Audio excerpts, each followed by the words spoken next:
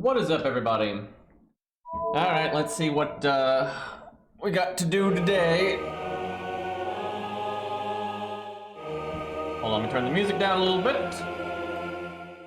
Alright. What do we have here? Okay, we're up to level 90, although yesterday was level 90 apparently. Give me the goods. Go away, BB. In before Kiara is the final boss, though.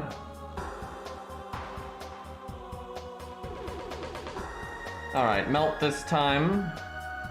We have Tam Lancer. Nursery Rhyme for some reason. That craft essence is not any good, unfortunately. I don't even know how would this effect even translate to the AI? I don't even know. Can you, did they let you bring it up? No. I wanted to see if they got stats from their CEs. Okay, that's Star Bomb, so I'm guessing on like turn 1 she would get, crit up or something. Wait. Is Extra Vlad on that CE? I thought it was Shakespeare regular Vlad. Hold on, this is fucking blasphemy if they're using regular Vlad. That's like if you use Ku and use a Proto Ku CE or vice versa. No, hold on. Am I forgetting? Is he on that? Yeah, I swear it's just Berserker Vlad on the CE. And like Shakespeare and Moriarty. Yep, he's not on it. Wait, he has a CE though. He's got the one with like Robin and Hans. Yeah, what the hell? So they couldn't. What is wrong with them?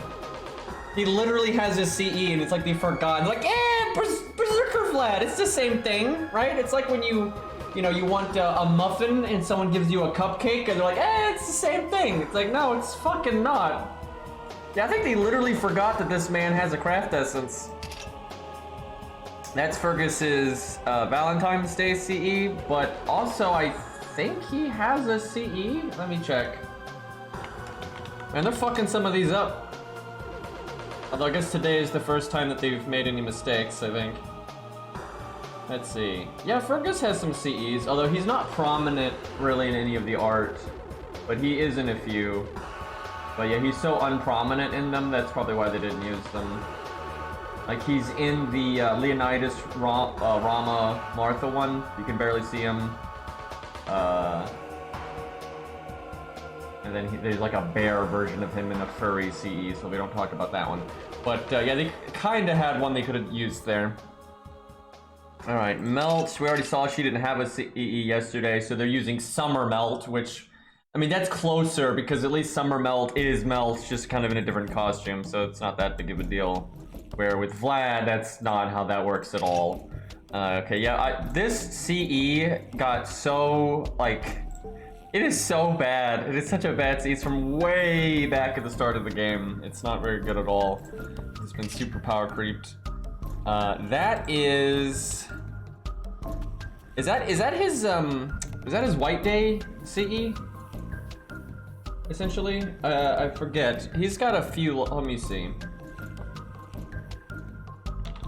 It's like their go-to thing if they don't have a proper CE. They just give them like their Bond CE or their Valentine CE. Let's see, what has Tristan got going on here? He's actually on loads of CEs. Yeah, no, what the fuck? They have way better things you could have gone with. There's the, yeah, there's all kinds of ones where he's prominent in the art. Huh, surprised they didn't use any of these then. Yeah, he's actually on loads. I never realized he was in the background of that one Medusa CE. Yeah, him and Leonidas are in the background, but barely. But yeah, he's actually on quite a few. Interesting. I guess they just did that one because he's more prominent on that one. But yeah, he's on quite a few there. Alright, is that everyone? I think we, oh yeah, Martha. Oh yeah, the Star Bomb, okay. Alright, what do we get to work with here? We get very few units, actually. Oh no, they're just really spread out. What the hell? Yeah, we're all over the map. That's actually kind of fun, but let's see. So Archer, Caster, Saber, Assassin, Rider, Berserker, so no Lancer because of Tam. Alright, who shall we use? Maybe we'll like duo, just to spice it up a bit. They put a Berserker out here for funsies. Let's see, loot here, here, here. There's definitely some annoying loot to get. Alright, so Orion is the... or Artemis really, but Orion is the guardian, if you will. What's a saber, chat? That would be interesting to use. We did Zigguard the other day. There's Burgist, but she's kind of too good for this kind of thing. Although we used Ku, so if we use Ku, I guess we could use Burgist if we wanted to. Gawain on this account is kind of shite because I put all my effort into on my ult account, so I never bothered to level him over here. I need to fix that though, because I like Gawain enough. We used Zigguard the other day. JK is kind of interesting. I think she's 10, 10, 10 on my ult, but I'm not sure what she is over here. 6, 6, 6. That's kind of a yikes. You know, now that I look at it, my saber options are actually pretty terrible on my main account. Because, like, Mordred's good and everything, but still very much an AoE saber, no hard survival. No, she's no carry, right? She's just like a good saber, but nothing fancy. Same thing for Arthur, unless you're fighting super large, but even then he has no survivability and that kind of thing. Lancelot has no survivability. But, and then the other ones, like, their skills aren't really upgraded. I honestly, one of my best sabers now is Siegfried, I would say, with his... You know what? Let's use Siegfried. We used Zigguard the other day. We'll use Siegfried. So the reason I'm not going to use Karna is because he is 1-1-1. And the reason he's 1-1-1 is because he's not very good. Which is unfortunate because Karna is awesome. I wouldn't say he's not very good. It's more like he's average. Like, he's weaker than Bedivere. I'll put it that way. Like, I'm not hating on Karna. Karna's awesome, but he really just does not have very good gameplay on his Christmas version. Unliked, reported. Let's see. They removed the dislike button on YouTube, and Twitch doesn't have one, so. What is Melt doing in the background? Like, what the hell is that? What other unit? I could maybe bring 3 units to spice it up a bit. I kind of want to use Darius. Like, I know he's Grailed, but, I mean, he's cool, and we haven't used him this entire time.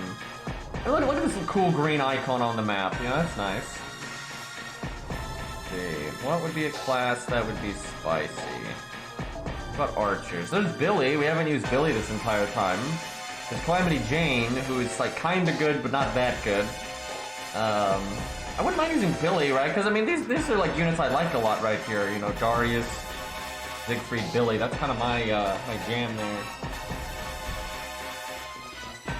Unfollowed, unsub, retired.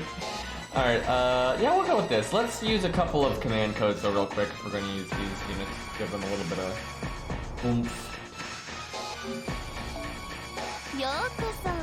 Chat, can I please have a Billy animation update? Like, I remember when I first got into the game, like, the 2 3-stars that I really focused on was Billy and Ku, right?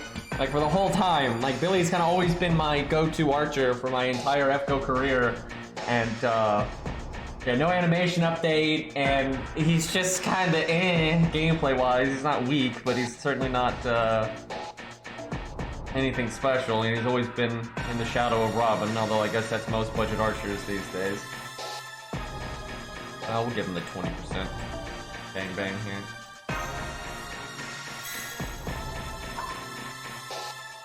What to give Billy? Let's see. Could always do Star Bomb on his art cards, that's kind of fun. Although I kind of like Star Bomb on his quick cards, and then you do like damage on his art cards. Because normally Billy does like quick, and then he wants to crit with like whatever he gets his hands on, and then art's good for the refund. Because he doesn't have a quick up or anything like that to incentivize the quick cards, so. Which actually kind of sucks. I've always said, if they buffed Billy, I would really like to see them give him like a 3-turn quick up on his quick draw skill. It makes lore sense, and then it would make him make a few more stars, and make his NP do more damage, and then it incentivizes you to click the quick cards later. You can do attack up too, and actually attack up would probably be better for Billy, because then if you did quick, quick, quick, and then you did Buster Art Art or something, you'd still get a lot out of it, because then you have crit up and attack up. Yeah, attack up is definitely better for him, but quick up is kind of more fun and thematic.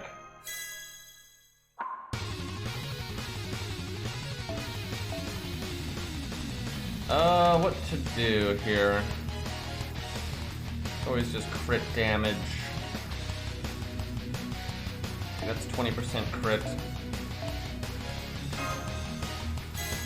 You just put the flat attack on it though, for the times you don't crit. But we'll go for the big numbers. Where's the art one? I have such a hard time finding the CE or CC. There it is. Alright, there's probably better stuff I could go with, but this is pretty reliable. And then we'll give it, give some stuff to Siegfried. Let's see, he maybe wants heal boost. Seems pretty fair.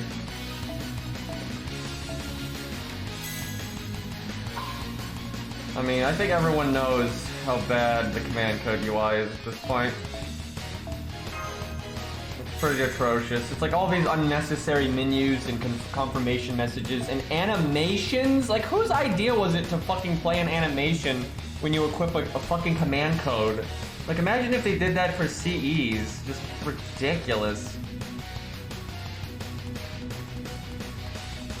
Not a lot I can bring that's like reliable because there's males and females and random. There's a decent amount of stuff with Divinity, I suppose. I think Melt technically has Divinity. I could do heal on Buster, that never hurts. See, when you're fighting a regular boss, the boss has set stuff like lawful good or Divinity, male, female, so like it's easy to get straight like 20% damage command codes. But when you're fighting a bunch of random crap, it's actually really hard to get straightforward stuff. One of the only ones that'll work here reliably is the Gilgamesh command code. That's just for the stars. It's not like Siegfried's charming anybody. No offense, buddy. Really not much left I can give Darius other than flat damage. Which is kind of silly on a Berserker, but damage is damage.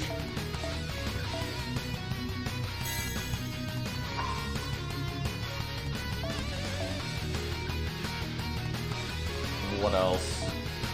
There's always Star Bomb, but I don't think that's gonna really matter. I guess we'll do Pierce Invulnerability in case we have a shitty turn or something with the enemy survivability. Alright, there you go. Rude.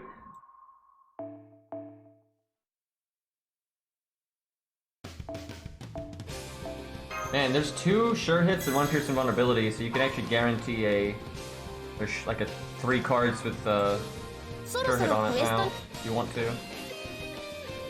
Pretty good. Alright. I can't believe you can't customize command codes like on a team screen. Like the fact that I had to back out like that and redo everything, it's just like, why? It's silly. And like CEs aren't like that, but somehow they haven't fixed command codes. I feel like Mori needs to be used at some point. He is absolutely horrible in this game mode though. Oh, they give you more team cost for once, that's nice. What do we give our boy here? I really should have given someone burn command codes, but it's kind of cheating. Like, nobody really needs that. Need to level this CE more. Have a lot of Buster units.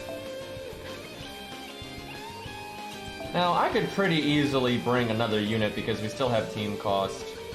But 3 is kind of a fun number to try this with. Yeah, we'll stick with that. That's fine.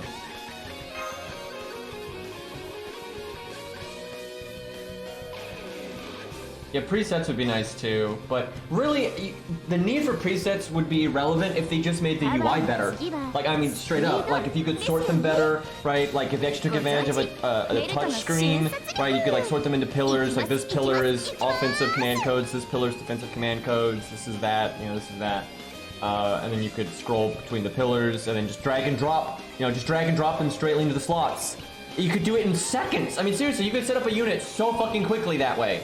Right, if you didn't have to go through a goddamn screen every command code, right, and you have to do a confirmation message every command code, if you could just drag and drop it and not have the UI change, right, you're just sitting there dragging one in, dragging another one in, dragging another one in, drag it from one unit to the other, right, it'd be pretty easy to do that, honestly. But unfortunately, they have a UI design from like 1980. I might be insulting the 1980s right now.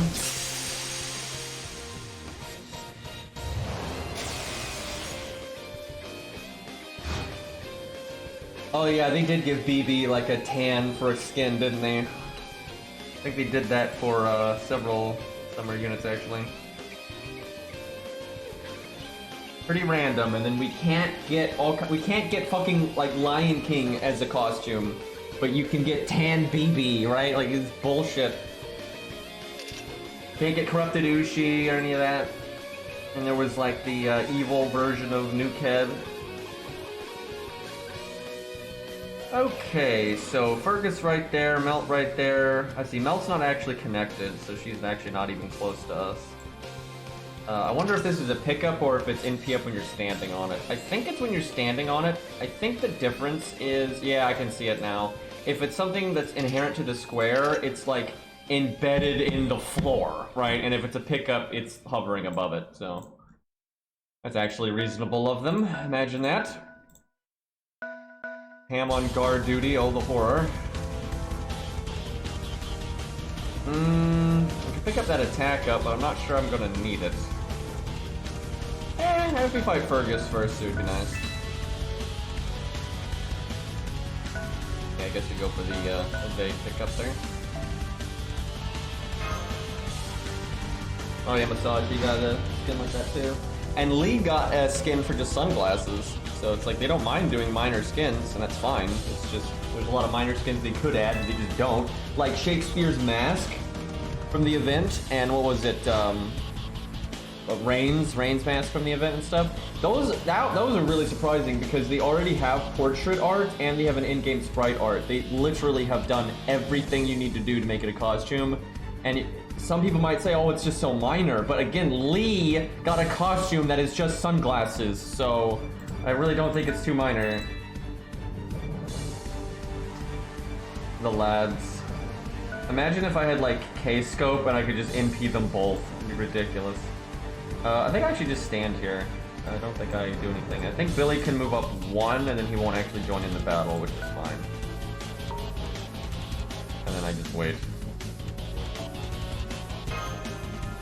Actually, Fergus can attack me because he's actually only one square away, but that's fine. Handle it. Watch him triple buster crit me. I actually forgot what BB's buff was. I looked at it, but I forgot. I didn't care enough. I can look now, but I don't think it was. The thing is, she's so gimmicky with how she, like, her main thing works. It'd be hard to give her a buff that changed. Oh, right. I mean, it's a good buff. It's really nice in solo, but I mean, it's so random in a team play. Like, it doesn't really matter, honestly. Like, it's good. There's nothing bad about it, but that's not gonna make or break if you want to bring her on the team or not, right? You're either doing her third skill gimmick or you're not, right? That's straight up. That's how she is. So that's not gonna affect it any. But that is really strong in a solo, though. That's huge in a solo. But yeah, for team play, it doesn't matter too much. Because it's not reliable when you're going to extra attack, and even if you can extra attack, because here's the thing, you're probably doing her third skill, you're probably doing the third skill on a different unit, and the other unit's the damage dealer, so you don't want BB doing Brave Chains every turn. Like that. Honestly, that's probably why they did it, though, is just to increase, like, the likelihood that you'd want to do her third skill on herself, or, well, freeze the deck when her cards are up, right? That's like the way to look at it. But because of her class, it's not really, like, who gives a shit? You're so much better off doing it to, you know, a proper DPS. It's counterclassing, got a niche or whatever. But yeah, it doesn't hurt her. She's straight benefit. But I don't see how that would change when you're like, oh, this is a good time for BB, or this is a bad time for BB. That's all the same. But really good in a solo.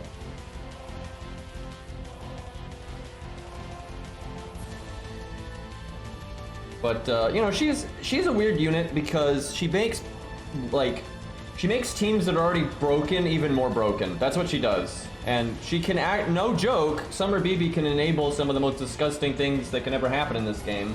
The problem is it's very RNG based. You have to bring like super strong supports, get the perfect hand like on turn 1, and then you use BB right away. But if the deck shuffled badly, it's not good to freeze it yet. Then you have to wait around, and then it's bad, right? So it's like with good luck, she basically turns 1 hand of good luck into like 3 hands of good luck. And if you have like a really strong support like team where you're really buffing the shit out of someone, and then that one unit gets to Brave Chain now, turn after turn after turn, it's broken. But like for example, let's say you're doing double scatty Edmund, right? That's very simple, right? You can obviously do more disgusting things than that, but let's just take something simple like that, double scatty Edmund, and then Edmund gets his 2 quick cards, and you're fighting a boss, right, with like break bars and stuff.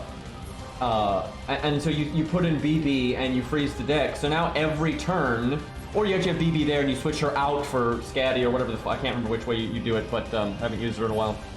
Anyway,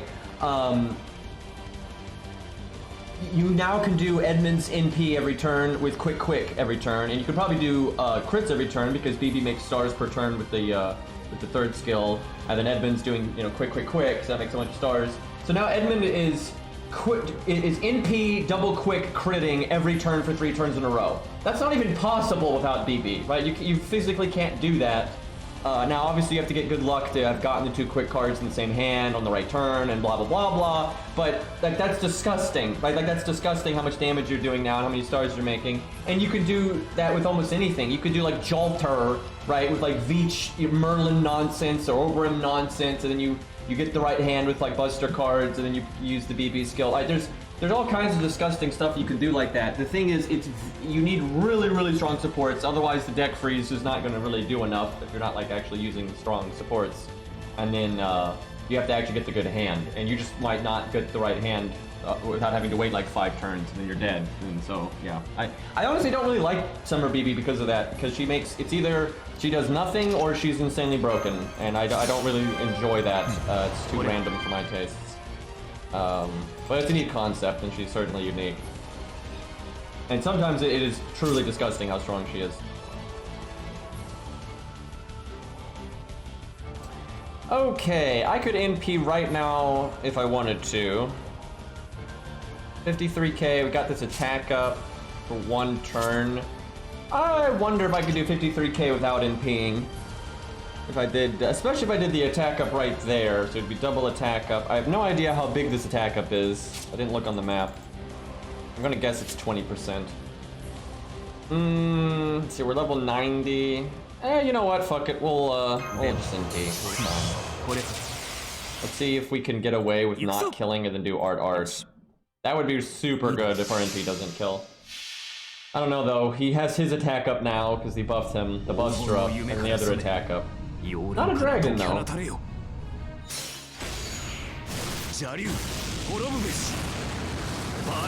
But I imagine BB fans are very happy with Summer BB's buff, because if you like Summer BB, okay. Oh yeah, anti-saber passed it too.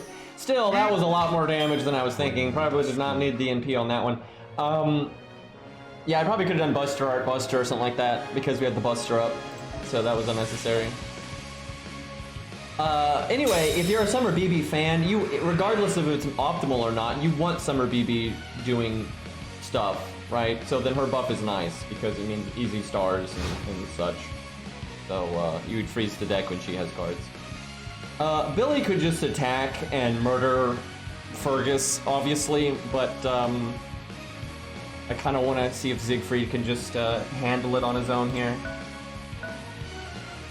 He definitely could if I didn't fuck that up, and I should have saved my MP, so then I could use it now, because there's 2 of them now, right? But I kind of messed that up. Let's see. Most of these command codes aren't going to do anything. Yoshi.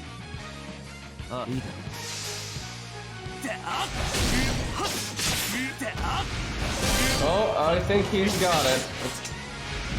Yep, 2k overkill there.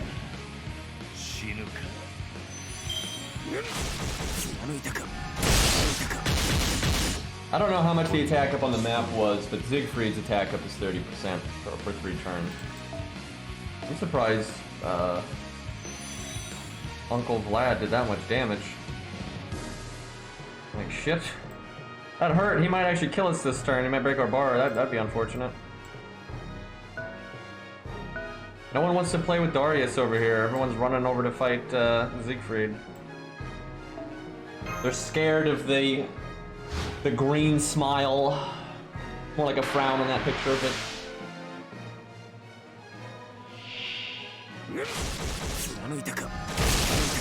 Okay, at least we didn't die there. Vlad definitely let us have it there though. Alright, we will I guess just deck him in the schnoz, no reason to NP. 29k. I gotta tell you, I don't hate that anti-saber passive on Siegfried though, just because it makes him, you know, crazy effective against Lancers, and then decent against Sabers, then obviously Berserkers, and then anything that's a dragon, and then especially Saber Dragons and Lancer Dragons. It gives him a kind of a large range of things he can murder. I tell you what, those random passives are gonna, if they ever add PvP, I mean, God help us, but if they ever add PvP, having like a random class bonus is actually good, right? Let's say you're an archer and you have, you know, anti-caster or whatever, which for PvE is kind of generally but for PvP that's actually really good because it's just more stuff you can beat up really easily. Because it's gonna be all about one-shotting people in PvP. Okay, well Tristan's gonna give us a bad time here, but I think we attack anyway. Might be a good time to do our evade. Came only one turn away from our big attack up. We're hitting a archer. Alright, Siegfried. What do you got? Yeah,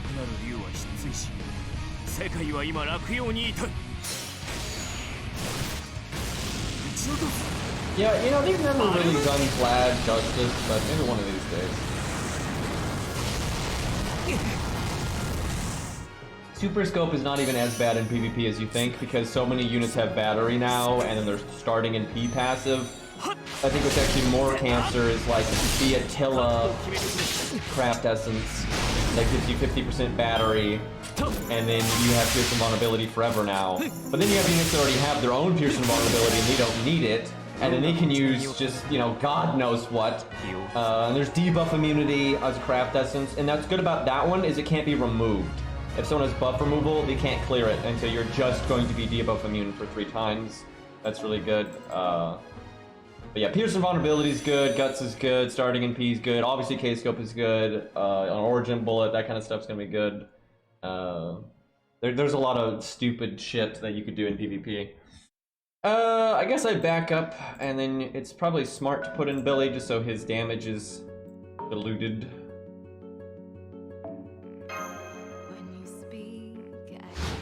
I'm guessing Melt is actually the main baddie here, aside from like the side boss.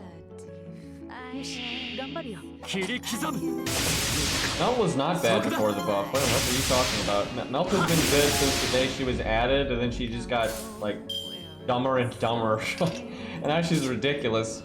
I don't think there's ever been a time that Melt has been bad. Now, Summer Melt, that's not as good. Do I have buff removal resistance or something? What the fuck? I think it's because if you bring, like, the more reunits you bring, the more buffs you get. So if I brought like a full roster, I'd have other buffs, but it's either debuff resistance or it's buff removal. Because it's got this circle, I think it's buff removal resistance, which is pretty random considering, and it's probably not even 100% too, so I'd probably still get buff removed. But yeah, that's strange. I kind of want to use the Billy card just for the shitty heal on it because it adds up, but 10k. I mean, surely we're gonna do 10k, right? If not, I can do the other buster.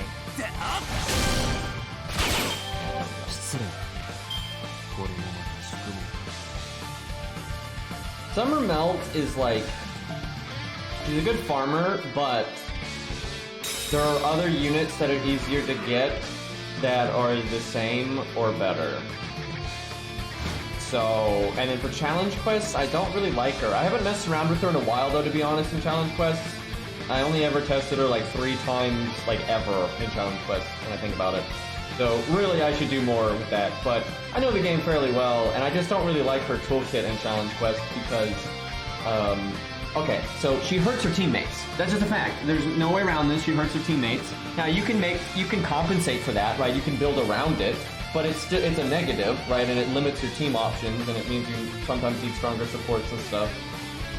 And that would be fine if the benefit was really, really good, right? If she was able to then do something that like no one else could do or better than everyone else. But she doesn't. She's not better than Fionn. She's not better than Percival or Vertrud or many other units. And those units help their teammates.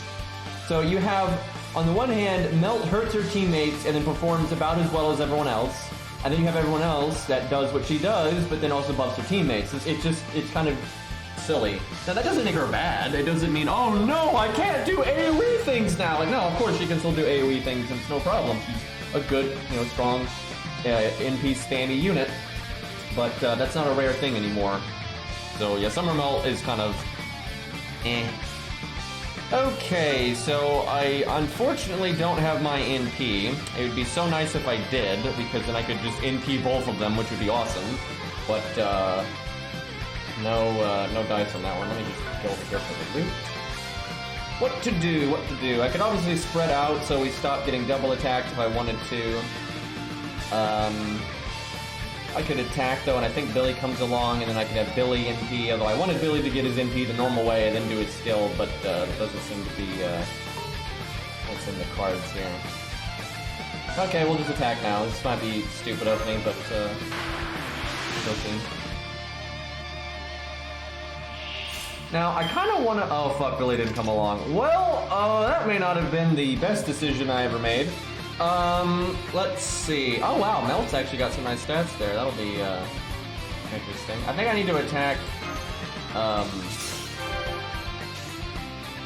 it's kind of doomed, but I need to attack, Tristan, because we need to just kill him before he gets his NP.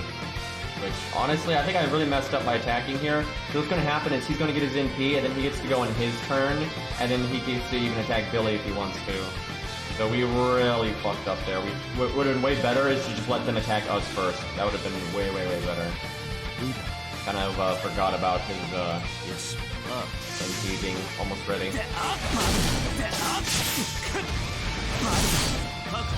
So yeah, if he attacked us, even if I lost a life, it'd have been fine. But the fact that... I guess what I could do... I see Melt has buff removal on attack, and that's why if you bring enough units, you can have buff removal resistance. So they actually gave Melt like some legit gimmicks there. So I think what I do is this. I move Billy up and attack, and that makes Siegfried come along. And then I think that tile is connected, and then he can NP. Yep. That's kind of nasty, though. Alright, how do I want to go about this? So I should have healed Billy, is what I should have done, and not healed Siegfried. So the nightmare is Billy has to NP Tristan.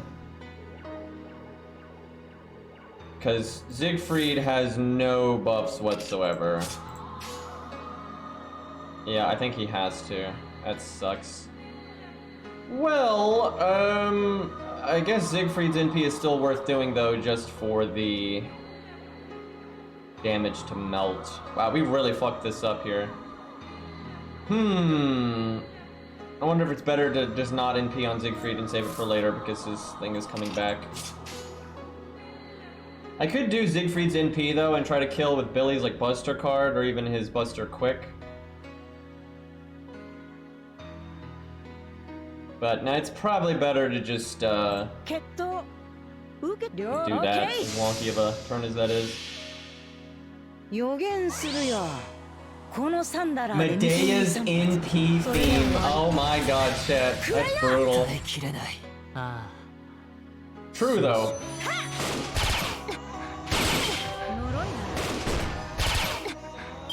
Shame I didn't have Billy's other quick skill up there.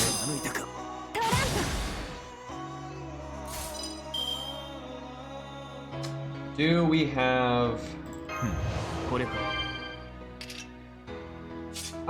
yeah, I think we NP here with the Buster up. That's probably good enough. Got that 80% crit on Billy versus the Brave Chain on Siegfried. We have to do 109k. You know what? We'll go for it.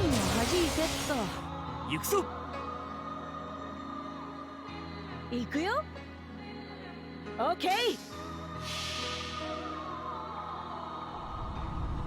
Don't take into account the Leviathan as a dragon. I'm not sure they really thought about it that much.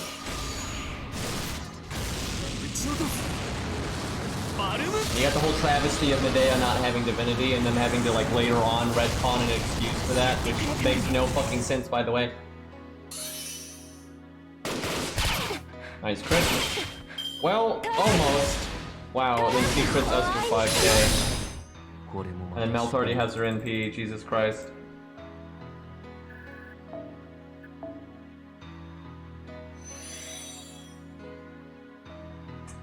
Okay, well, Daria still can't do anything, so someone's gonna lose a health bar or die here to Melt's NP, so that's kind of annoying, but, oh well.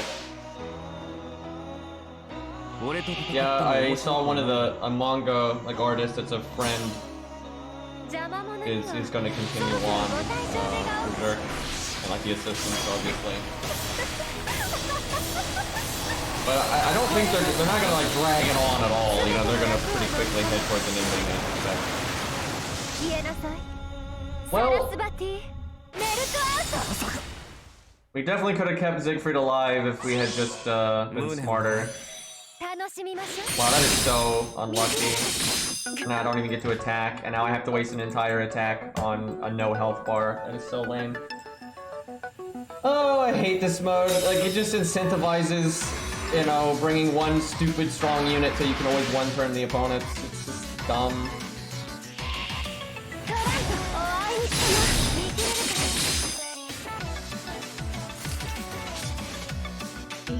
I guess Art.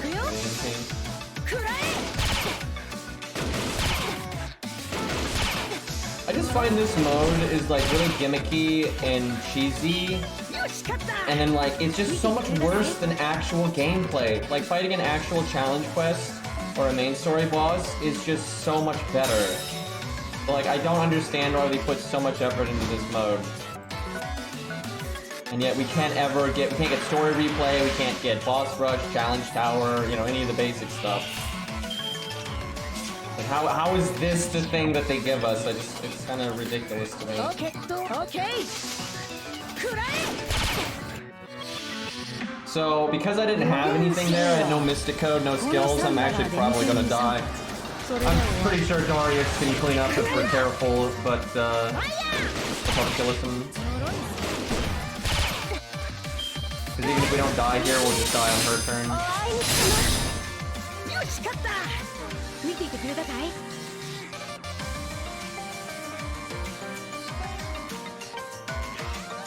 Man, that means I'm gonna have to use Tam because Darius is so far away.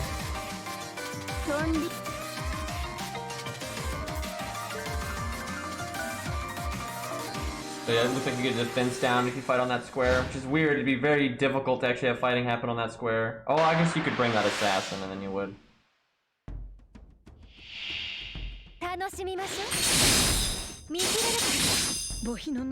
Oh, that is so dumb. That was all just because we attacked that one time and gave Tristan his NP and all that. I was so far behind.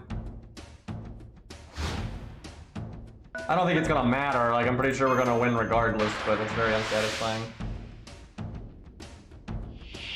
I don't think the assassin slot suicides if you just bring something like Kama or King Hassan, and you can take advantage of the double attack thing. Like they need to be a unit that has like a, good defensive skills, but I suspect you can probably just solo it with a good assassin like the whole stage, to be honest. Like alter egos aren't that dangerous to assassins.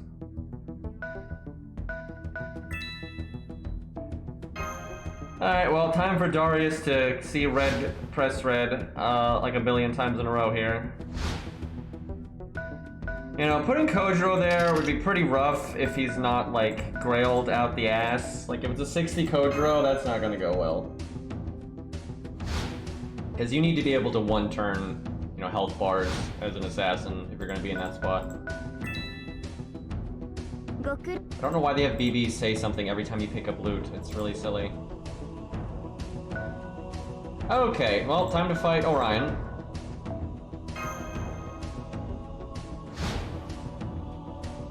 Oh, great. We have to... I just realized there's loot in that. That's ridiculous. There's loot right there. How the fuck are you supposed to get that?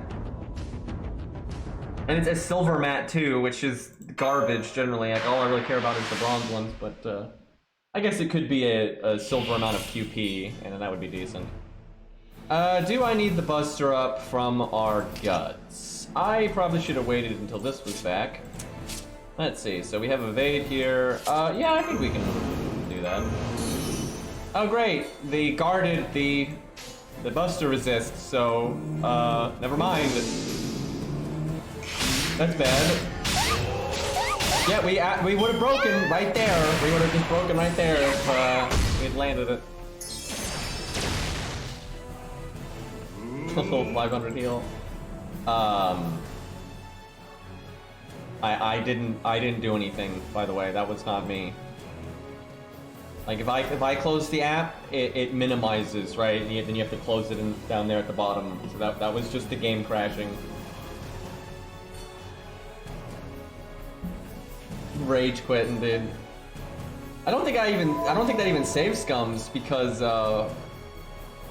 am I wrong? I think it only saves scums if you do it like before the skill finishes, right? Like if you were trying to get the what's the resist down? Yeah. So it wouldn't even do anything.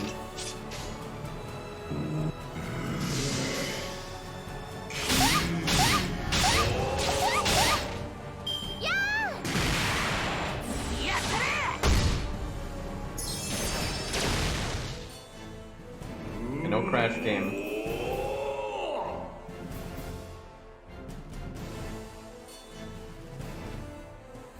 Heaven's Feel is the Kodamine route. I mean, there's some truth to that, to be honest, but he's still the antagonist.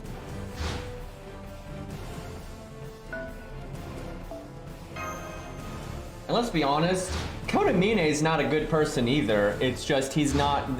No one is a Kodamine apologist. Let me put it that way, right? No one looks at Kodamine and is like, what a great guy, right? Nobody says that. People are just like, he's an awesome antagonist, right? And that's not the same thing that you see from, like, Sakura fans, right? They're Sakura apologists, essentially.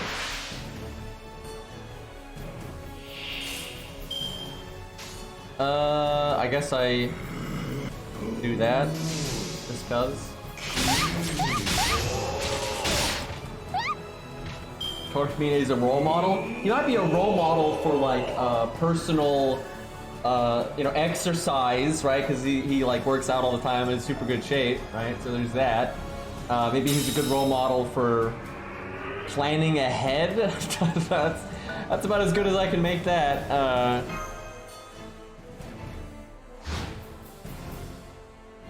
He's actually a really interesting character though, because basically he is a person, and these people exist, and it's fucked up. And I don't really, you don't know what to, like, they're basically born and they're basically made to be evil. There are people that are born due to like fucked up shit in their head, just like chemical imbalances or bad childhoods or a combination of these things, where there's basically no way they're going to be air quotes happy unless they do really shitty things. Which is obviously no excuse to do shitty things, but there are people like that that are basically not going to be happy if they just do what, you know, society wants them to do. And yeah, it's messed up. I remember there was a guy, I think it was on like YouTube or something, where this guy he was a father, and he's basically talking about his son was just like born deranged. Now, obviously, the father could be biased and just, you know, say that he didn't do anything bad and the kid was just born naturally fucked. But you know, biased, so you don't really know. But yeah, there are cases of people that are just super messed up like that. And that's basically what Kodamine is he, you know, at first he doesn't want to be evil. He has all these urges to be evil and be a horrible person. Right, like he enjoys, you know, being a sadistic bastard, essentially, and then because he feels like that's what he's supposed to do, he tries not to you know, he feels like he's supposed to fight against that, and, you know, like, what the hell is wrong with me? But then now you have to pay 0, then he's just like, fuck it. I guess there's really no reason not to NP here. Probably should have done the other Buster card.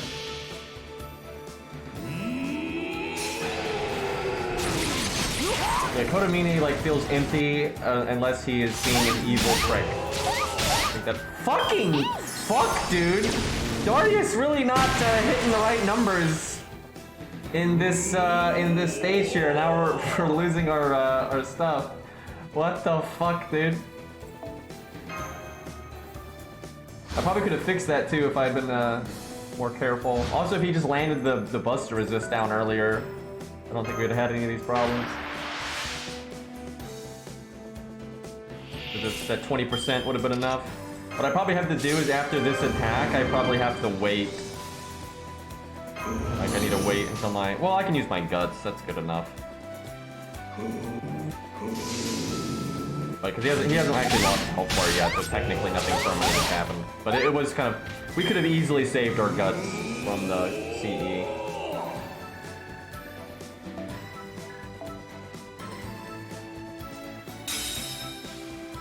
Yeah, I know, Kodamine's death is a quantum time lock for some reason, so that's kind of messed up.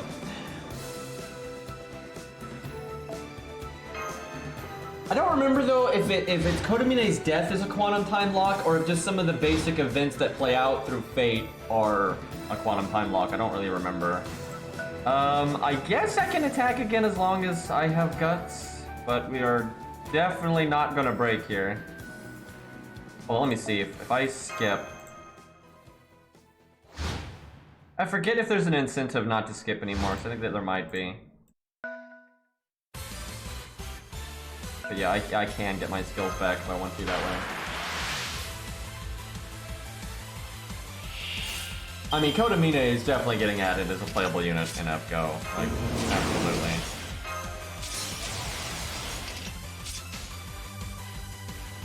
I need to use this song again. I've only used it in one video, like, ever. I need to use it in a meme video. I kind of want to do another interlude summary video. I haven't done one in so long. I kind of want to jump on NA and just pick one at random and do something I'm gonna regret later.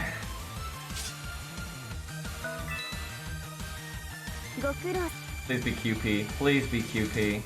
That is so useless. Who the fuck needs gold mats, dude? Like, that is absolutely pointless right there. Hey, Sharkwado, what is up, man? Thank you for the 13 months. You know what a really shitty... my brain went this way, talking about Kodamine, because I just said, you know, what a, you know, shitty, like, you know, gold mat or whatever. I was like, speaking of shitty, you know, thanks Sharkwado for the 13 months. That is such a mean thing to do. But yeah, that's like the natural segue that came to mind there. Not that I actually feel that way about Sharkwado. Sharkwado's great. I'm just saying, easy segue there.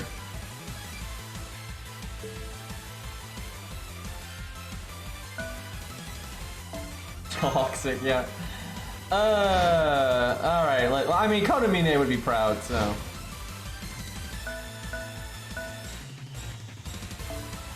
God, only be able to move 2 squares. This is painful. Oh fuck, she's actually gonna attack me, so I'm gonna have to wait here. I need to get this loot though. I honestly don't care that much if I don't get this loot, because unless it's QP, I mean, who gives a crap, but out of principle, it's nice to get all the loot.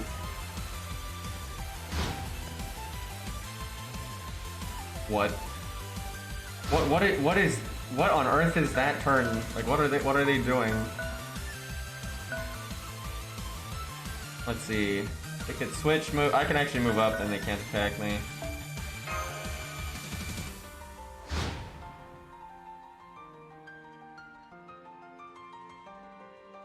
BB stands for book barrier, so she's guarding nursery rhyme. I mean, I can respect that.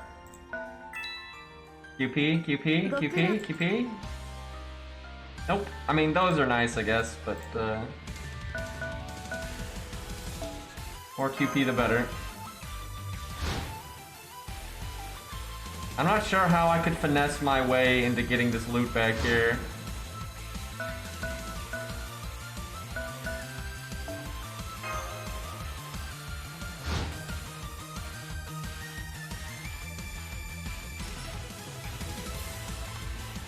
What? How is that a turn? What? Why would you? Just what the actual fuck was that? I don't even. Well, I guess I wish I had my NP right now because I could absolutely wreck them, but I can evade, and if they attack me, I can have guts, so then I can recast guts. So they're just like panicking in the base over here.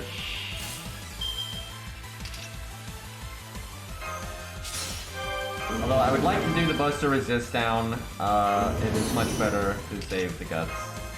Because I'd have to like wait a really long time. To get their NP at the same time roughly, Martha can have buff removal, so she needs to go.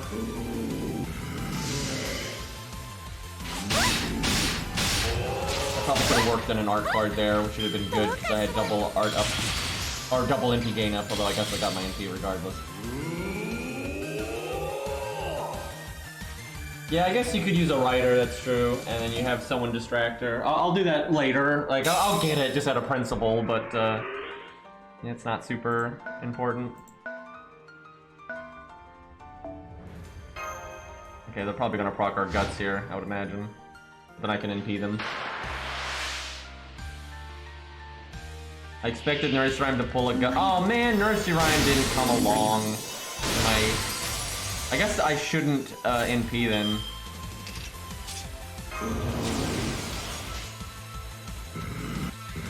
How disappointing.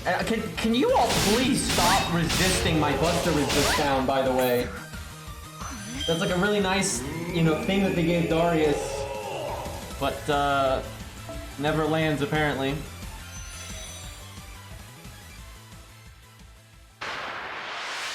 Man, I need Nursery Rhyme to fuck off so I can get the loot.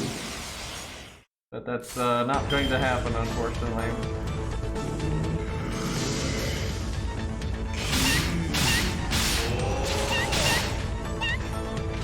Let's see, maybe I could lure her out and then Cam makes a run for it. The thing is that if she attacks someone, like, first, like, she'll kill Darius. And if I attack her, she's dead. Let's see, let me think about this. I could back up 2, and then she could move up 2, and I could back up 1, and then she would kill Darius, but then I could run in with Tam. That is so dumb. Chat, I care more about Darius's life than getting the loot. I'll do this later, we'll get the loot. Maybe we'll just do it right after or something, but yeah, I care more about Darius than... I'd have to sacrifice Darius to do it there. It would work, like I'm pretty sure he would absolutely die, but then Tam could get ahead and then grab it, but yeah, fuck that.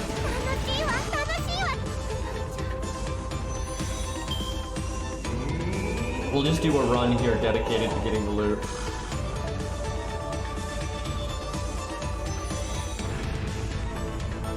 What's stopping us from just like running out there and grabbing it, right? Like, what the hell?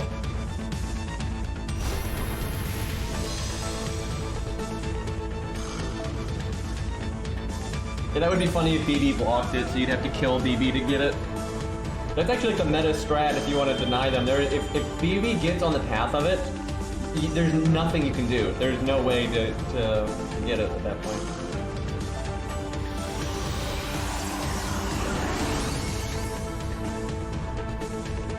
Sometimes though the silver or QP, that's why. Like, and that's nice. And it's more for fun than anything practical. And there are a couple of silver mats that are nice, right? There are some silver mats that are a bit hard to get. Yes, they're never as bad as, you know, all the bronze bullshit, but there's occasionally some silver mats that you can get low on. Where gold mats are the ones that don't matter. I mean, I have like 500 of most gold mats right now, and I generally don't even buy gold mats from the event shops anymore, just because it just doesn't fucking matter. The only times I do is when it's like a brand new one. Okay, let's see. So we got Rider there. We kind of just want to bring some strong units then to clean up. Man, my Rider slot is not super impressive. Like really, I have no Grailed Riders. I have Medusa, but she's only Grailed to 80, right? So I have nothing Grailed to, you know, 90. I mean, look at this. This is. I didn't realize my Rider slot was this weak.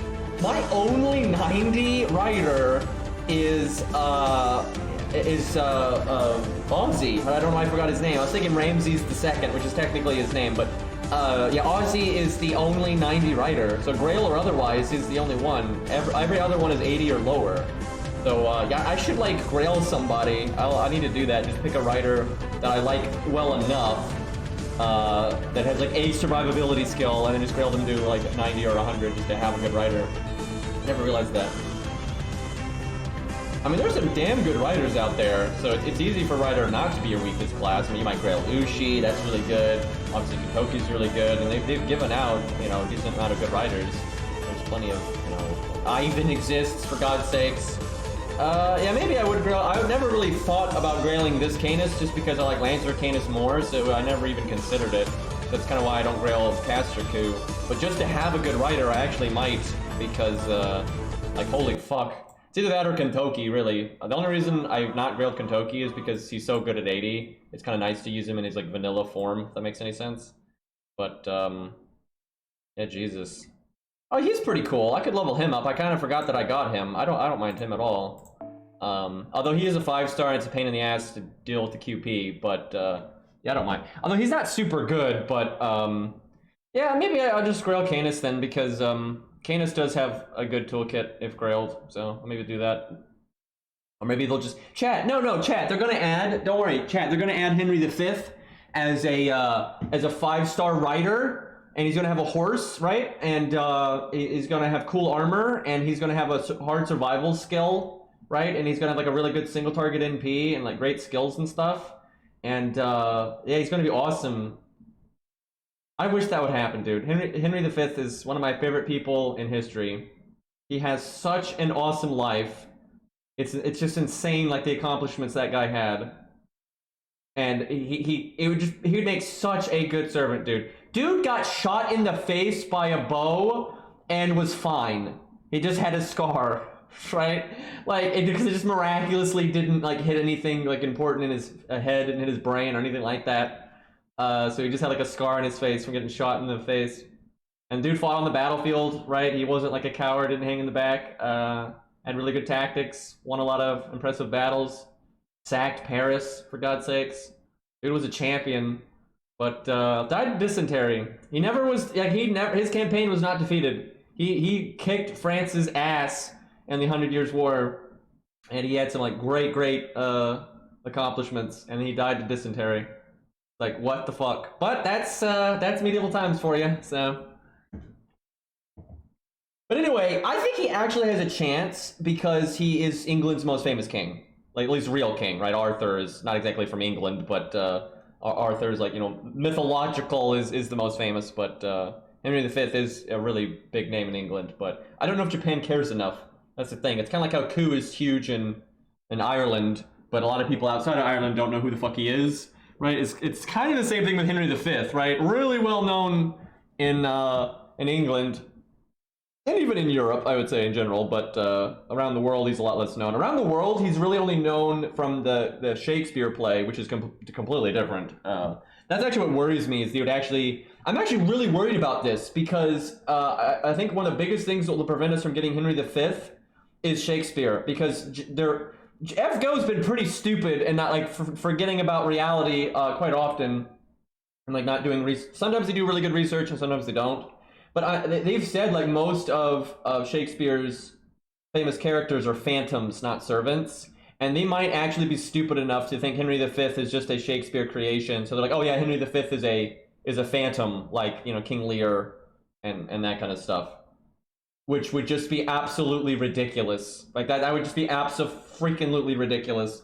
And if that's the case, though, they just won't ever add him, so. But, yeah, that sucks. Anyway...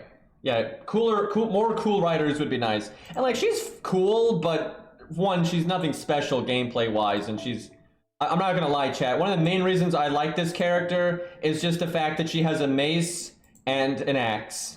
And that's really rare in FGO, and so that's kind of cool. But, you know, I have no desire to grail this character, so... Anyway, yeah, my writer slot, bit of a yikes. What shall we use here, though? Kentucky's fine, Canis is fine. I guess we'll use Canis. She's probably really good in Grail front, I figure. I think Canis has enough copies to get a passive, I just never bothered to get one. Alright, what slot would actually be the best for getting shit done? Honestly, the Berserker slot is fine. Beowulf is good. He might be better than Darius here, to be honest. Let's see. Yeah, I'd say the 2k extra attack is probably enough. He's got Guts again, that's fine. There's Atalante, she's really good because she's got a survival skill. Easy crits even in a solo.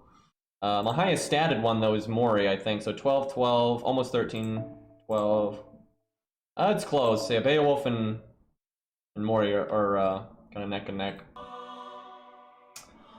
Honestly, she's really good for this kind of nonsense, but we'll go Beowulf, he's cool. Just needs an animation update.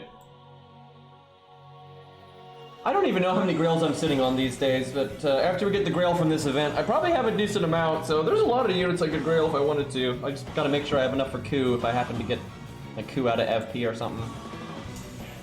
Okay, so we want them to have good CEs. He doesn't really need a gut CE because he has his own guts. Honestly, I need a level, like, limit over 0 for when I do shit like this.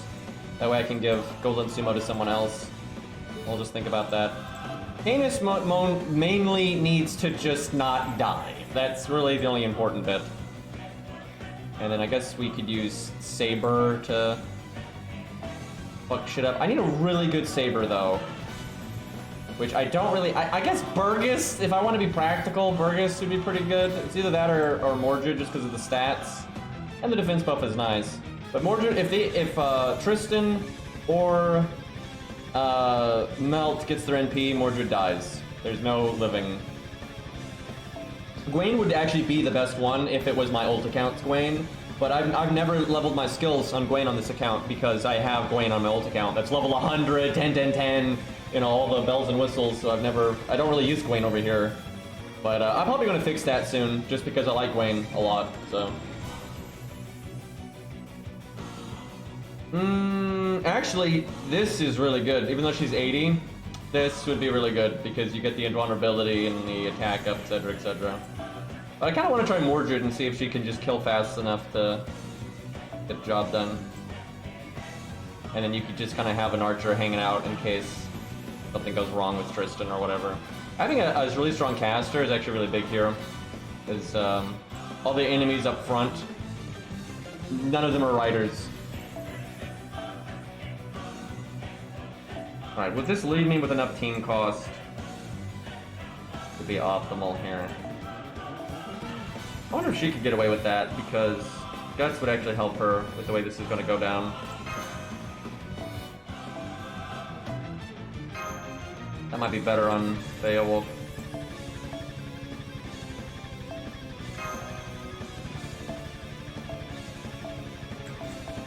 It's such a good CE, guys. I don't even know why I keep it in my inventory, dude. It'd have to be a 4-star one.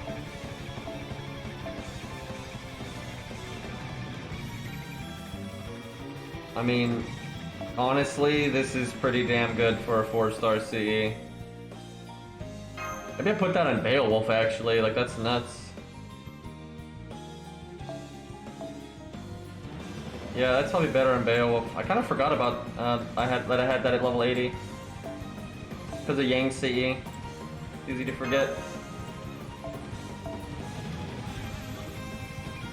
I actually should level another one of those.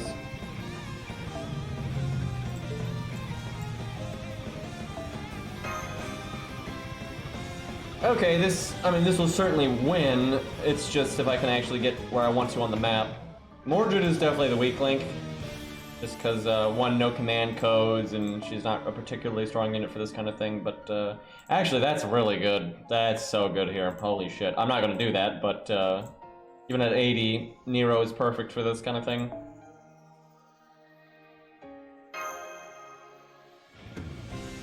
I almost said it, Poi. Because the way you said that, I just wasn't, thinking about it, so I almost said what you said, and then I was gonna respond to it. But nope, not happening.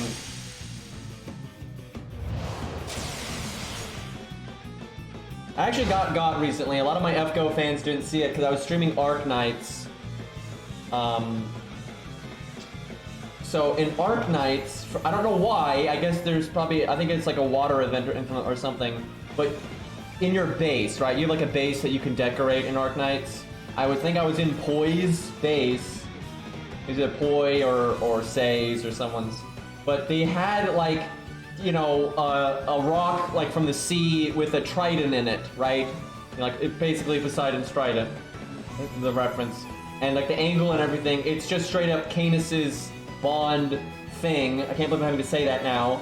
But so I was like, oh hey, it's basically Canis's Bond sea thing.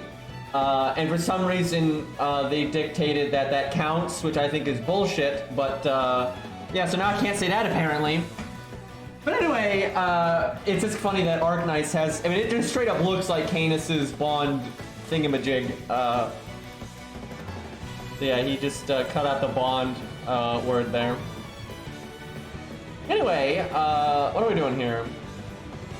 Guess we grab that attack up. I could save the attack up, though, for Tristan. That's kind of the tricky part. You know, if we're gonna sack someone to, like, the bullshit at the beginning, I would prefer it to be Tam. So, yeah, fuck Tam.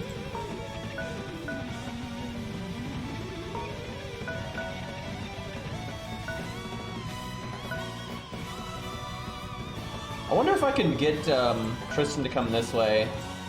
That would make my life a lot easier. I know like Canis is the most important person on the team, so I don't want Canis to die, but I'm pretty sure Canis can handle Tristan, so.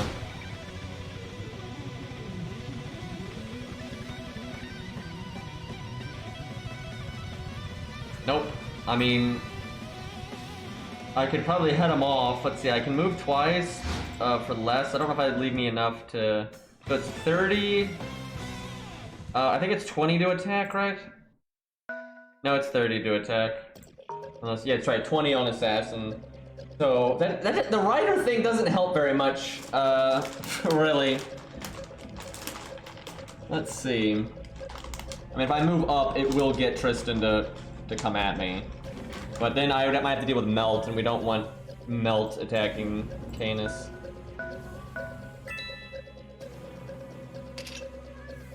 She has a gimmick. She probably moves like a rider.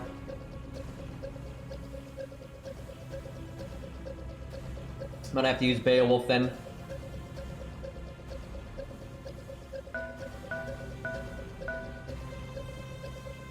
Maybe that gets Tristan to do something. Man, I really should get my Saber starting NP. Because Mordred has 20% and then 30%. So if I just could have just given her 50% and she could have NP'd right here. Kind of stupid of me.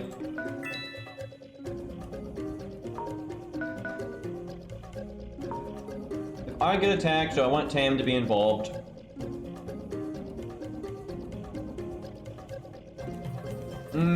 Not really.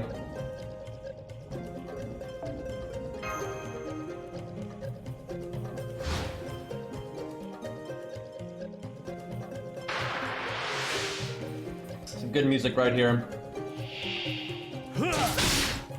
Fergus, put the gun down! You don't even have a crit buff!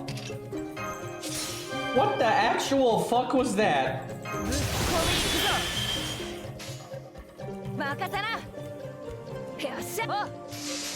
Fergus smashed and did. Nice crit. Nice crit. There we go.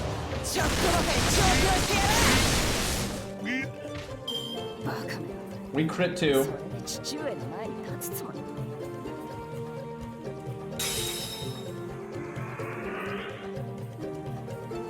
There we go. That's what I wanted to see. Don't crit me. No! This game.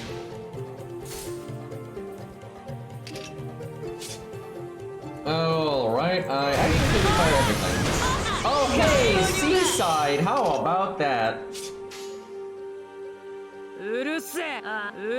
Get a lucky crit here. Of course not. There we go. Why did I not? I have the coins to get Canis's extra attack boost, and I just haven't unlocked it or the NP up or any of that. Dude, that is so obnoxious. And if I attack, I'm pretty sure she joins in now. That is so stupid, dude. Because what I could do if that hadn't happened is I could just kill Tristan. And so he wouldn't be a problem. Fucking Christ, dude. Okay, Mordred, we really need this 50% defense up to matter. Do I need to do the attack up? Got Buster up, 53k, we're level 100, 20, 40, 30. I think we can save it. There's an okay chance of something critting, and that would definitely be enough.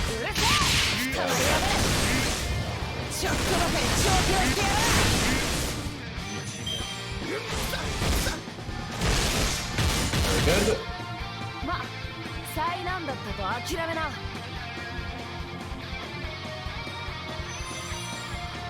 The thing is, it's actually, this shouldn't be Seaside.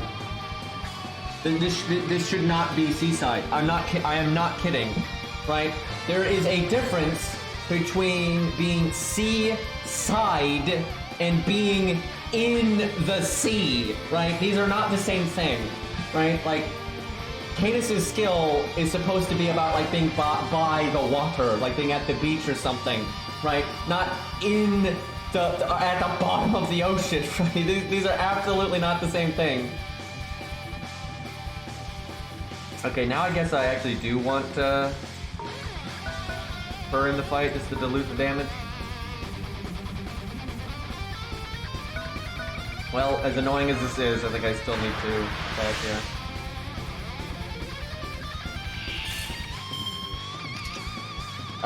You know what we'll do? I don't know if this is worth, but let's see, our guts. We can let guts go off, that's okay.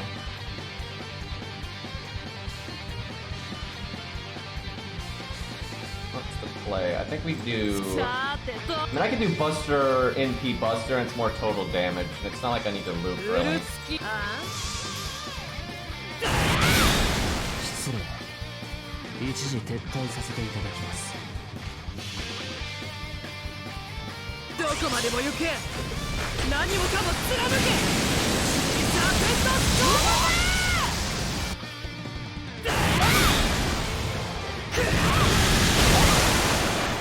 Water is water? That's not what it means. Wait a minute.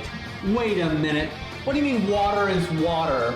Right? Meanwhile, Sanson fucking humanoid. Like, are you fucking kidding me, right? So the water people get a giant fucking pass for just, it's H2O. It's all the same thing, right? And then fucking Sanson is like, what the hell is going on here? This is some bullshit. So Canis is potentially going to have a bad time here. I don't know what Vlad is thinking, but maybe he'll buster crit. No, that was a buster, but that was not a crit. Oh, good try, champ.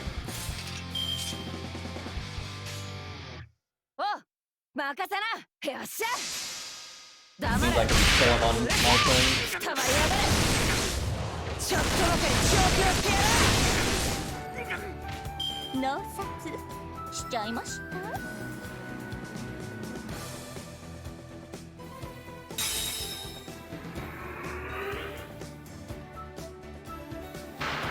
Don't do it, Tristan. Boy, I might get Canis killed with my my aggression. Like, we'll see, because Melt's right there. I mean, she's got the more far and we get that back. She doesn't need to fight later, she just needs to run quick.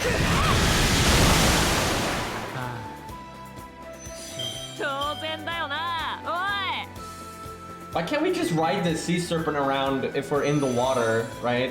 Like, just jump over the map, grab the loot, no big deal. I don't know what the hell Melt's doing. She must be really, like, designed to go for your master. Well, that actually works out for me. I guess we don't technically need to kill Orion anymore because we already got the loot, although I might do it just for funsies.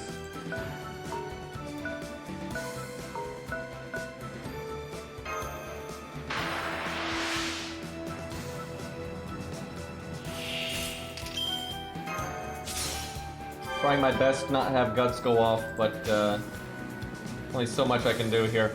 I could art to try to get to 200% for more overcharge. Either that or I do quick for the stars. The stars is probably better. This is where having star bomb command codes would really help though. You get about almost 20 stars right there. Combine that with your star bomb skill and it's quite significant. Okay, the dream is I get to fight on this square, so I get the NP damage up, but not gonna hold my breath on that one.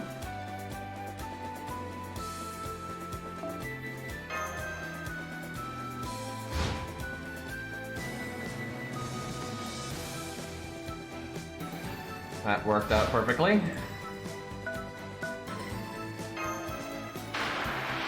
Yeah, I guess she moves like a rider. Okay. I think we do both. It might not be necessary, but as long as we break, I'm happy. Yeah, there's no way that's necessary. I know Mordred well enough. That was, I could have done like just above throw.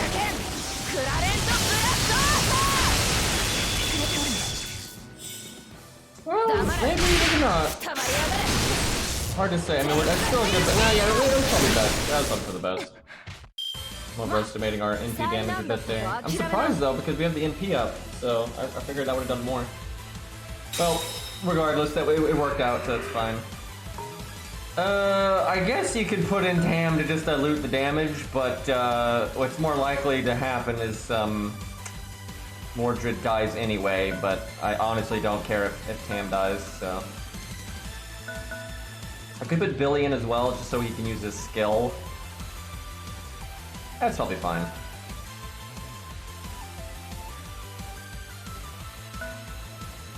Do I want to go kill Orion out of principle? I mean, if Darius did it, it's pretty easy to assume that Beowulf can do it, so I should probably just get the damn loot.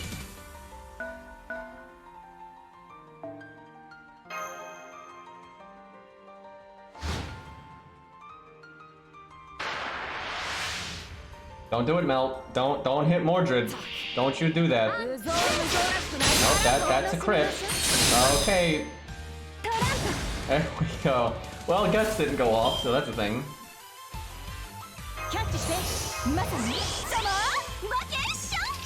Alright, she gives Darjin the males, specifically. Alright, well I don't want to give Melt her NP, so I'm not going to do the second skill. Alright, what do we got here? Go for the 50-50. If Billy lands the crit, I think it's gonna attack up a double crit buff. Maybe it breaks? I don't think so. Billy's NP's not that hard hitting.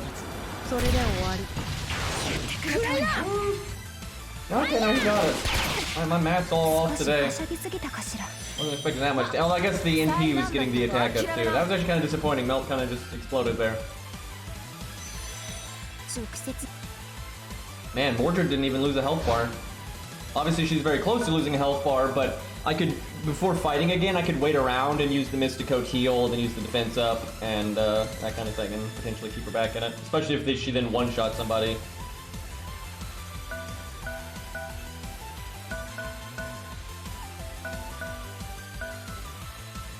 Wait, no, we're not moving Tam up. What am I doing? Not be silly now.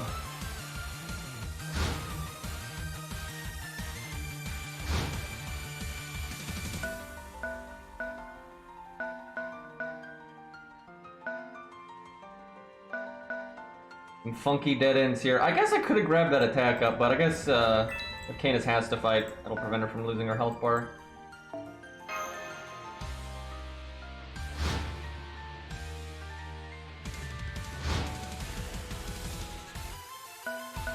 Oh, music's looping. Although this song is good. Let's get some Halo music. There we go.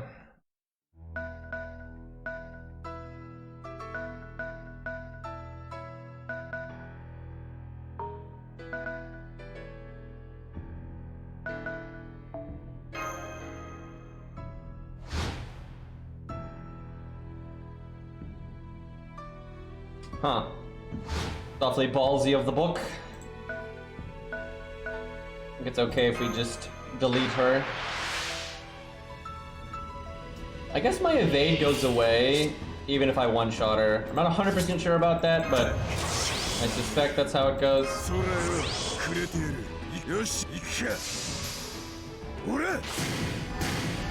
That's a reasonable amount of damage.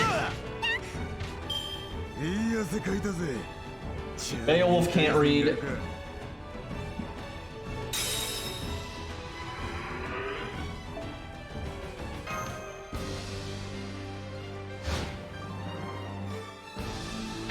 we're gonna have to lure Martha out of here.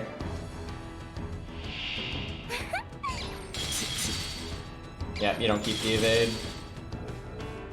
So it basically didn't exist.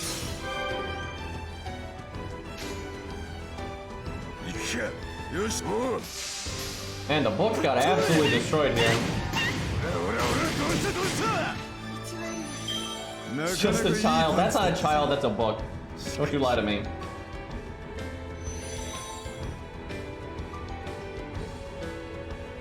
Okay.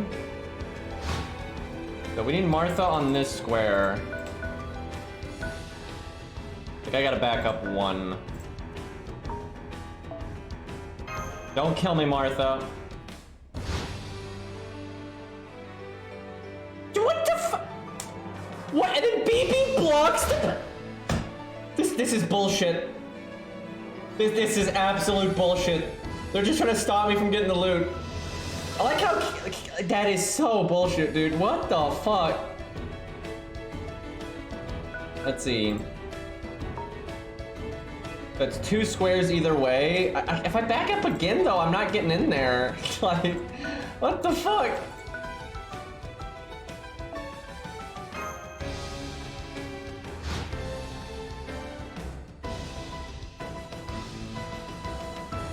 Okay. She can now attack Beowulf, so I assume she'll do that. BB, fuck off. I cannot believe BB is doing that. I cannot believe that. That's ridiculous. Like, if she's standing there, it's just impossible to get the loot. No matter, like, even if there was a bunch of other servants alive, there's nothing you could do. I guess it's okay if I break. Don't think it's gonna matter. Like, BB's either gonna move or she's not.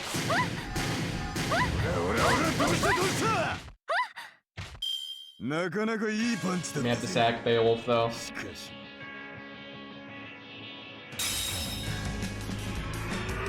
Oh, okay. There's a chance.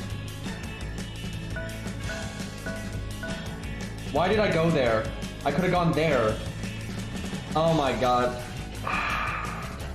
I mean, she still can't head me off, but she could still attack me. Like, it's just better to be in that square than this one. Okay, that's good though. She's not doing nothing. Alright, there goes her health bar. And the sad thing is I can't attack, right? If I attacked, I could apply the evade, because I get the first turn, but I need to not attack.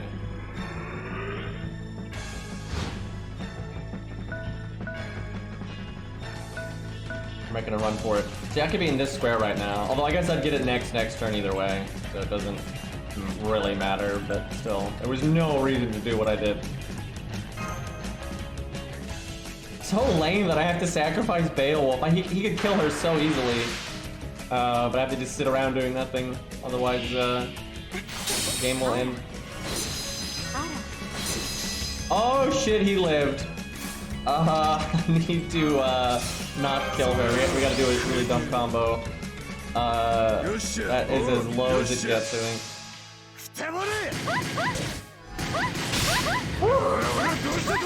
Oh, that was close. Oh, that was close. Good thing we didn't crit or anything.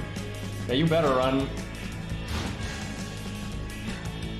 Alright, this has been the hardest loot to get ever. What even is it? This better be QP. This better be... That's not QP. I don't need those at all. Oh my god. Those are like nothing. I have so many of those, dude. Okay. Well, it was, chat, the reward was the journey. It was the books we read along the way, I don't know. Well, we get to super murder Martha for all that, BS she put us through. Got some damage.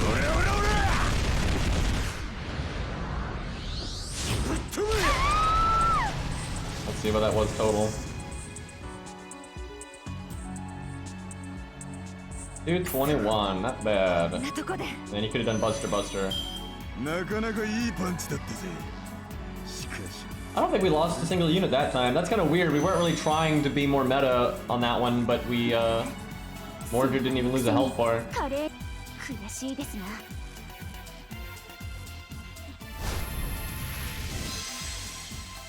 Well, Beowulf doesn't have a scuffed multiplier. He just doesn't have as good of an upgrade. It's still better than a non-upgraded NP. Right, you want a scuffed multiplier, go look at Medea, right? But like, there's a bunch of units that don't have upgraded NPs, right? They just have a vanilla multiplier, and then Beowulf's is just better than that.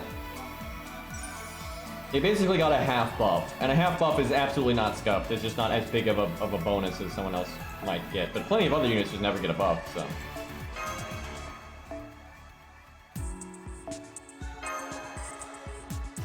Although maybe they'll undo it. They seem to be kind of air quotes, fixing those kind of units where they gave them like weird stuff. Like with Vlad getting his NP buffed again to make it normal, right? I actually think they will fix Medea someday. I don't know if I don't think she's ever going to be like the Ushi of casters, but I suspect they'll do something. Okay, chat, what shall we do now? I really wish they would add more than one of these per day. That was a little bit fun though, I'm not gonna lie, chat. That was more fun than the other ones. I actually kind of enjoyed that one. It's still, you know, it still has all the, I don't like Grail fronts inherently, right? They're just kind of stupid with the way they work.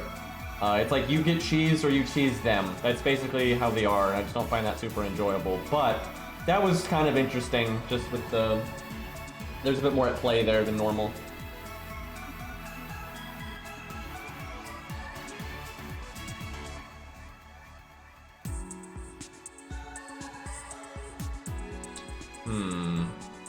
But yesterday, after we did the Grail front, we just showed off Aussie. I think what's a unit? Chat, what's a unit you want to see? Chat, throw some names at me. Might like use Richard as a punching bag. That's kind of mean, but there's Arthur, like we got on screen here. Roland, does anyone have one though? Because I have Roland on my like alt account, but I haven't done anything with him yet. So Nero, that's another one I'd need someone from chat. Ezo, that's interesting. Yuri Pirates, yeah, of course Gambler wants that one. That's actually kind of fun though. We haven't done a lot with them since their buffs. So I'm leaning towards Yuri Pirates or Roland, but someone in chat would have to have a good Roland for that to work. Saberlot, that's fun, but he's pretty classical, and we've used him against like Lobo and stuff like that, so we've seen Dion, fuck that. Yeah, let's go fight a big boss with Dion as the DPS, let's go. No, that's not happening. Yeah, so far I'm leaning towards Roland or the Yuri Pirates. We could use... Here's the problem with Nero. She's a difficult unit to show off if you don't have actually hard content. Because if what you're measuring is damage, you can just fight something at class neutral, and then you're essentially mimicking a boss that's twice as tanky. Right? So you can easily show off value that way. Like, no problem. But Nero is a mixture of some damage, mostly AoE stuff though, which you need an AoE stage 4, which we don't really have those. And then survivability, you know, massive survivability. And so unless you need a challenge quest where the boss is throwing out like 10k crits and stuff, right? So having that kind of survivability matters. And those bosses exist, but they're not really ones that you're gonna have available, you know, just like sitting there from like an interlude you've saved or whatever, right? You need an actual boss fight. You know, I have not played Rogue Legacy 2. I remember I only ever played Rogue Legacy a tiny bit, and I didn't really like it, and I refunded it. I remember, and that was a long time ago. I mean, that was like so many years ago. Way before I streamed or any of that. And I just remember thinking that there were other roguelikes that I liked more. So, but I never gave it much of a chance, and I don't even remember it. It was so many years ago, I don't even remember it.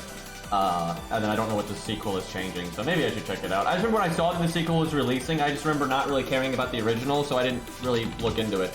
When did that game release? How fucking old am I?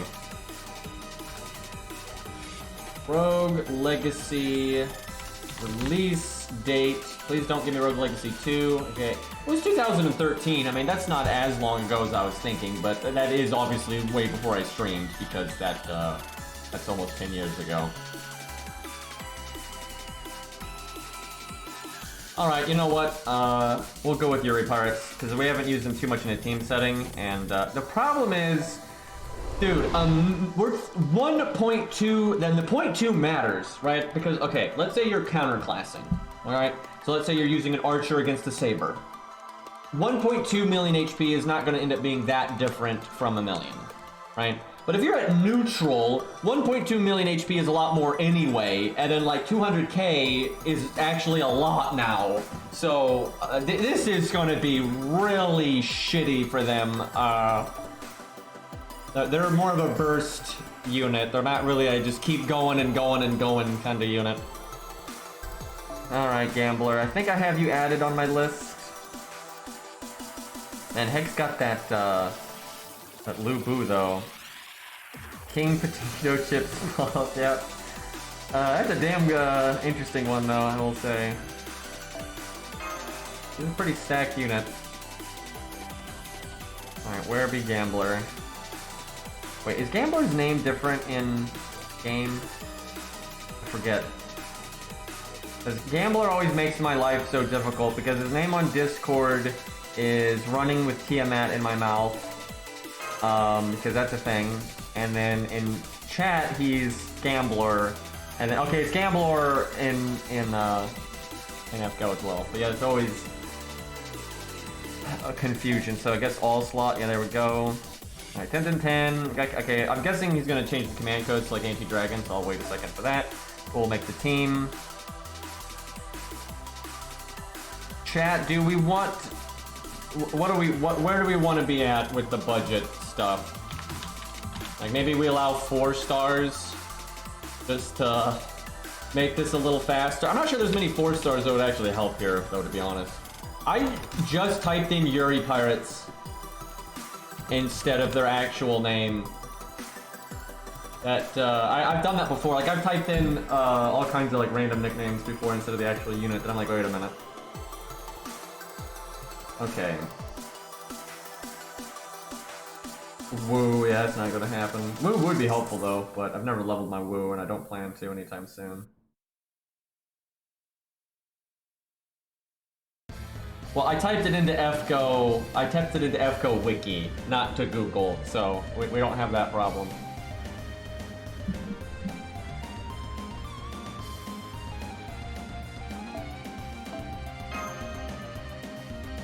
Right, we got the golems in this. Excuse me, that sounded like a cough, but that was actually a sneeze. Anyway, so this would speed it up, but that's not right. Oh my god, they're quick, bro. Bro, they're quick. They're not high tier by any means. We're fighting a 1.2 million HP boss at neutral. Right, like, yeah, if we're counterclassing, that's no big deal. It's basically just 600k at that point. But, like, they're quick. Right, what quick support am I supposed to bring? Yeah, let me just bust out the quick Mozart real quick. And, yeah, we'll do real good. Oh, the Archer one would make this a joke. They'll like, 2-shot this or 1-shot it, depending on how I do the setup. Let's see. I mean, we could bring Scatty, but Black Bart. If they gave him a good buff, it would work. Okay, Han seems good. I wonder if I bring a Raj to kill the golems, or if I just use it to build up. I'll probably use it to build up. They do a crap load of damage, but not that much. Oh, I don't even think we're gonna win. I'm serious. Unless I bring a stall team, like if I bring Mash, right, and we just sit around for a million turns, then we'll win. But that's the problem. That's the ultimate, like, that's where you get the most value in the long run, is if you do Mash Hans. That's why I hate the Road to Lost Belt 7 fights, because all of them you need so much value, you can't do it with any kind of burst. So you like, the longer a fight goes, the more, like, Hans Mash combo gets ahead of everything else. Especially if it's, like, Hans Mash David, because then David can save you from an NP. It's silly. If we're not allowed to bring another DPS, I don't think we're gonna win unless we bring Mash. Which I don't want to do, because it would be here for like 50 turns. Why do we not have a quick support for budget? Like, why do we have multiple art and multiple buster ones, and we don't have a quick one? I just, like, what the hell is the point? Is David, not David, David's cheating, actually, because he's counterclassing. Fuck. Yeah, I basically can't bring David because of that, but David would be good here just for the survival. I do not trust in the pirates. I do not see this going well. What can I do, though? What can I do? Get creative here. Yeah, Scatty would help. This would help, because they could NP and, like, they buff themselves and the teammate. And they're both quick. But that's probably stealing the spotlight a bit. She'd probably just do more damage than the pirates, I would think. It's really obnoxious though that David is counterclassing. There's not a whole lot that I can do. Like, there's just no supports. I mean, there's nothing to bring, so I kind of have to bring DPS at that point. The dragon's actually not a giant enemy, he's super large. It's actually different. Now, some enemies are both, but this is not one of those. The new caster is not a quick support.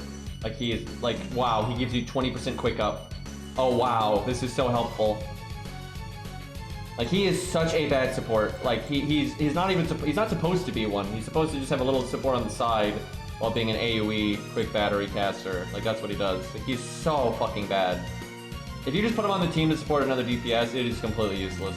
Like, you're so much better off with, like, literally anything else. Mozart will be better even if you're a quick unit. The one thing he's good for though is the star absorb, but like you need a pretty specific setup for that to work, and there's just way better ways to go about that because you could just crit without the star absorb. And like, yeah, it gives you a crit up and that's nice, but there's just so many other ways to get that kind of damage. But like that's where he's best is where you are going to benefit from him giving someone the big crit buff, right? And then you also need his AoE and P, and then there is a debuff in the fight, so then his debuff clear is good, right? Then he's actually good, right? If you're in that circumstance where you're using an art or a quick unit, and then giving them a crit buff is like makes sense with the way you're playing it. Maybe you break 1 health bar with an NP, then 1 health bar with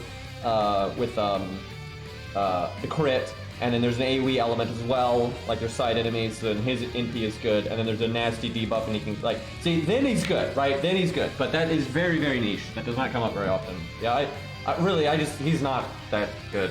Like, straight up. Okay, you know what, chat? I don't even care. I'm gonna use Atalante because this is just so shit otherwise, and there just is no quick support.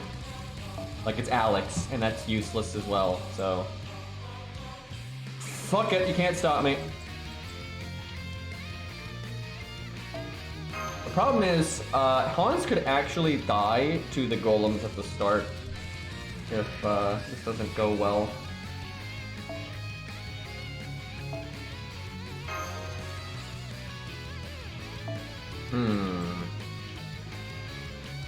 See, then I'd want David to come in, because Atalante will die first. And like the MP might be coming up from the boss. But David is just way too strong here. If he wasn't an archer, then it'd be fine. But I could just have him not NP to kind of pretend he's still though, like, he's just so impactful, because he won't take any damage. Dude, I hate Quick. I hate to say that because I actually like Quick in terms of like the way it's supposed to be. Like the making crit stars and it's green, which is the best color. But I hate it because you have literally no budget Quick support. So there's just nothing fun to do. Right? It's fucking stupid, and you don't have this problem with all the other card colors.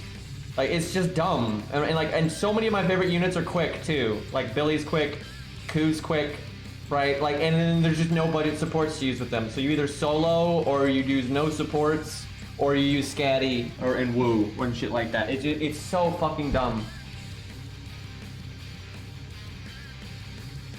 Where like your options for the other card types are just so much greater. Like, why couldn't he have made the new guy? Why couldn't he be an actual Quick support?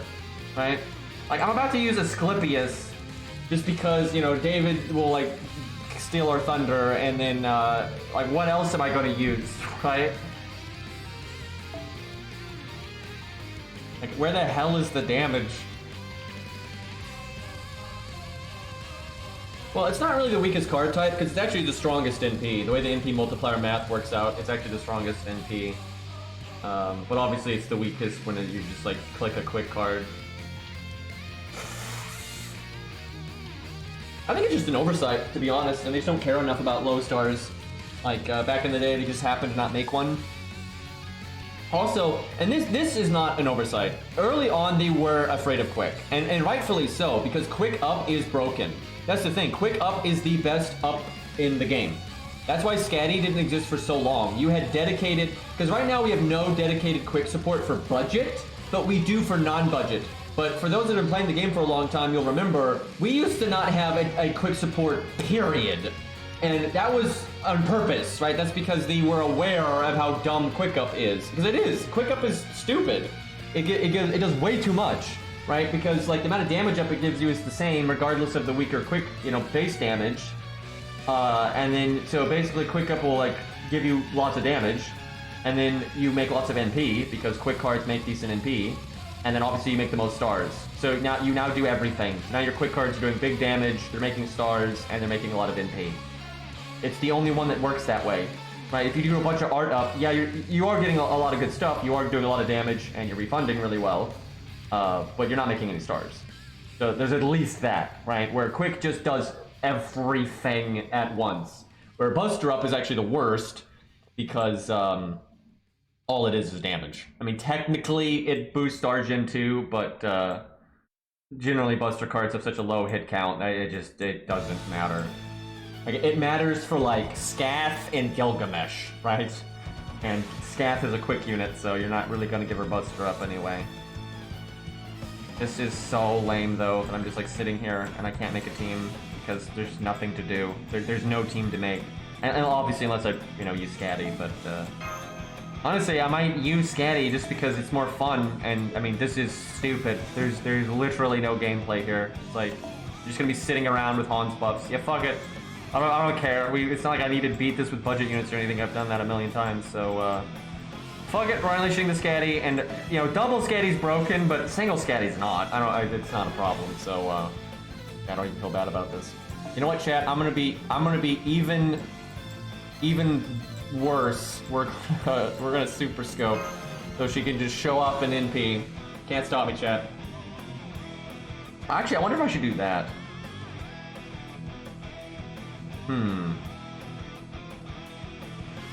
What I could do.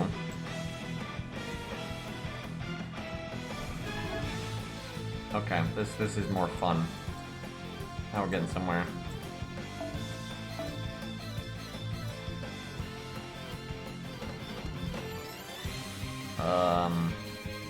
I guess Sakura scope's fun.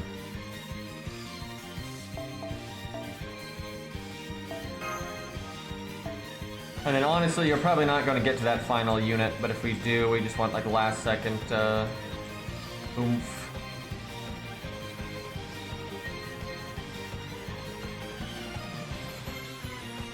There really is no last second oomph if we're... Okay, well, you know what? We'll just go with no unit then. That's fine. This is such a stupid team, by the way, because if you're going to allow meta stuff, there's just way better ways to go about it than this. Especially if I was going to use like Waver in there as well.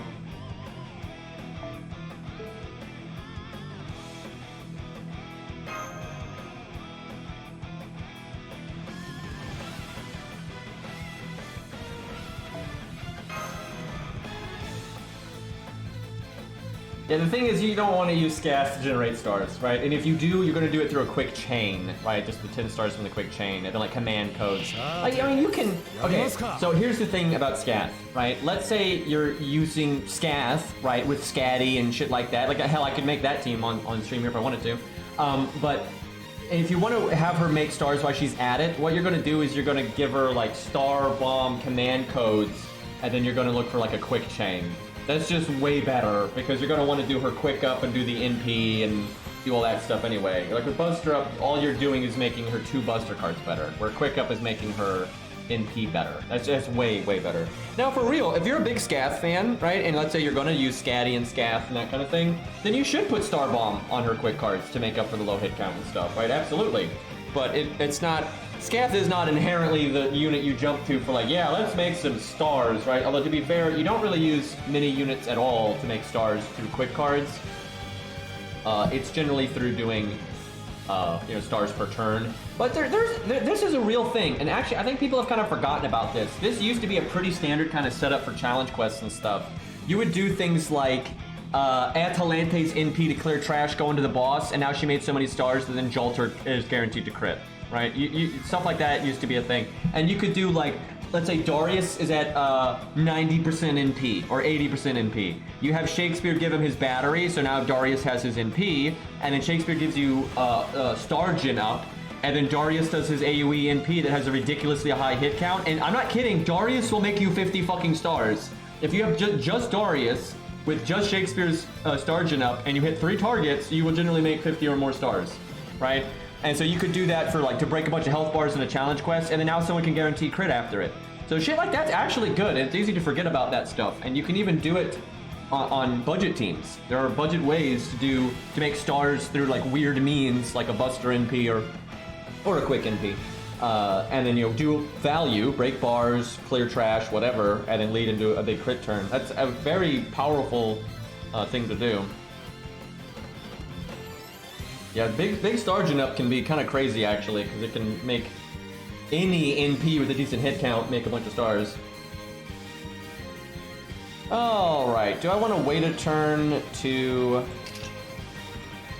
Nah, it's probably better to just get past these guys. They're pretty annoying. Yes. Alright, chat. Can Yuri Pirates do more than Atalante? The fact that I'm going to focus on Yuri Pirates, I would say yes, but let's see. Technically, I should use Scatty's buffs on Atalante, though, but we're not going to do that. We're here for showing them off. We do need to get their crit at some point, though. It's a big part of their shtick. Okay, let's see. We can art chain. It's fine. No reason to do their skills yet. Yeah, I guess we just art chain and then you'll go burr next turn. Yeah,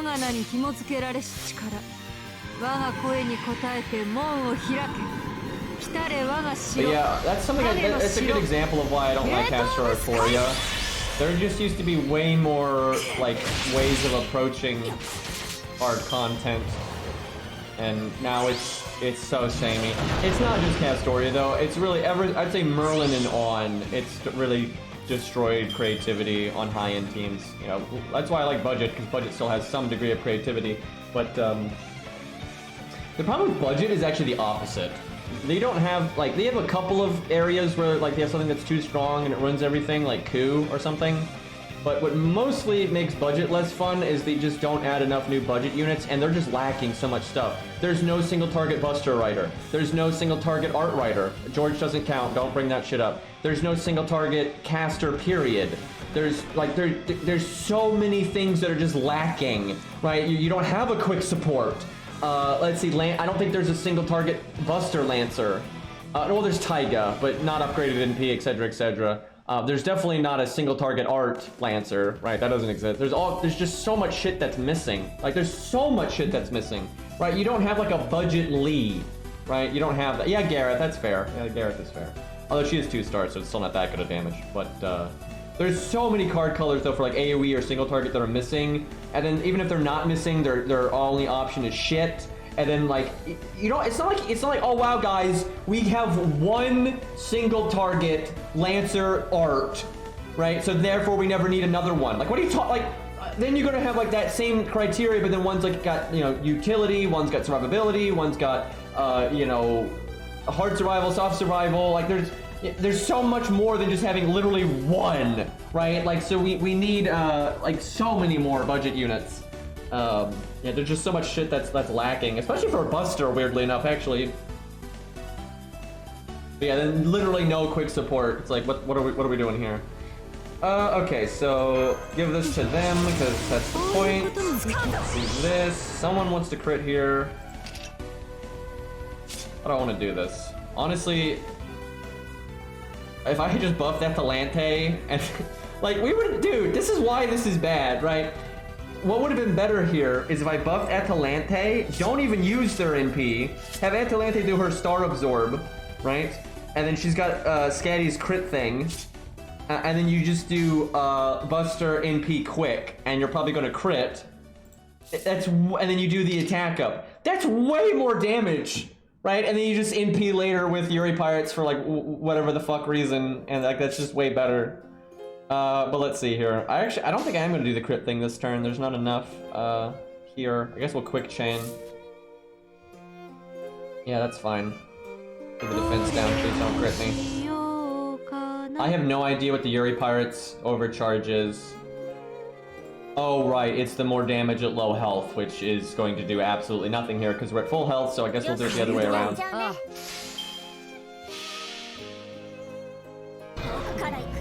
like how chat always does this. They make these ridiculous nitpicks that have nothing to do with the argument that I'm making. Like, chat, I'm gonna slap the shit out of you right now.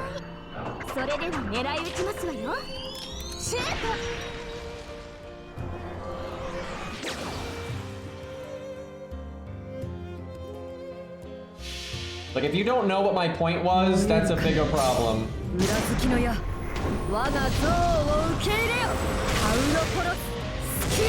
This happens every time I talk about something, right? I've been making a point and then someone brings up some ridiculous nitpick that has nothing to do with anything.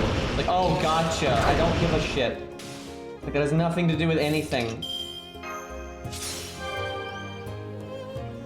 Okay, we have no Buster card.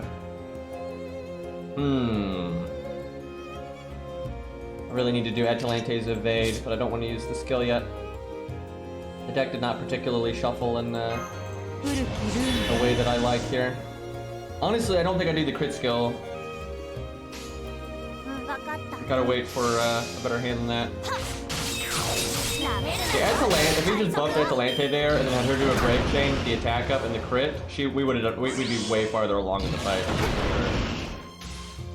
Alright, this could be good. Fuck. Well, good enough. That sucks, but we'll just go with that. I was hoping for better, but this will still be alright. Like, just a Buster card would have been ideal there.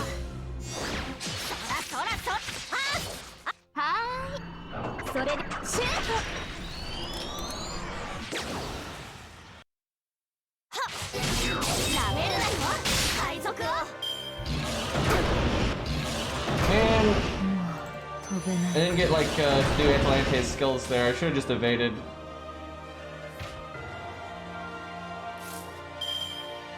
Ugh. Now the deck just gives us nothing to work with.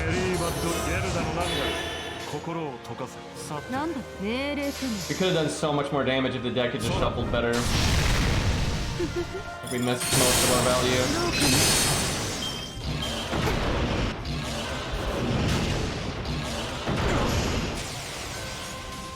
Well, we get the Scatty's at 98%. That'd be nice if we could get the NP again.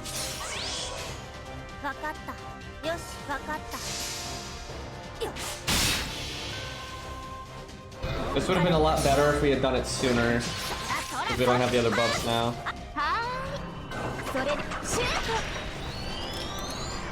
Still, actually, kind of decent, considering we had literally no buffs for the EMP. At 77 in neutral, that's not bad. Dude, Richard is just doing so much damage. Like, what the fuck? Alright, let's try that again. That was just... This is so bad. Like, it's so much better if you just buff Atalante and completely ignore Yuri Pirates. Now, obviously, some of that is because we're at neutral, but the thing is, we could use a lot of units at neutral here and have them not be a problem. But the real issue is just there's no quick support. I mean, there's nothing I can do to support them other than Scatty. But a single Scatty doesn't like just suddenly give you that much support. Like, no way. She ain't no Castoria. Yeah, Atalante is so much better here if you wanted to focus on that.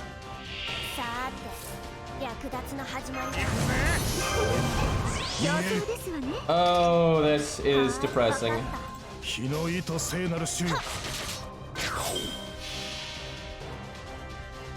It's basically what we're mimicking is like a boss that has like 2 million HP that is a caster and then has like a really high attack stat. Because like a real boss can still hit a... You know, if the boss is a caster and they're attacking a rider, they'll still do a lot of damage, right? If it's like a real, proper challenge quest or main story boss. And this is not a particularly good performance if this was like a boss with 2 million HP. It's pretty bad. It'd still be well, the thing is, if it was a real boss like that, the survivability difference between Atalante and Yuri Pirates might be a little bit bigger than what we have. Also, I think my splitter just like shorted out. Excuse me. 1 second. It doesn't do this. I got a new splitter, and it does not do this as often as it used to. But it still does it, and I gotta figure out why, because it's super annoying. But it definitely does it less often than it used to.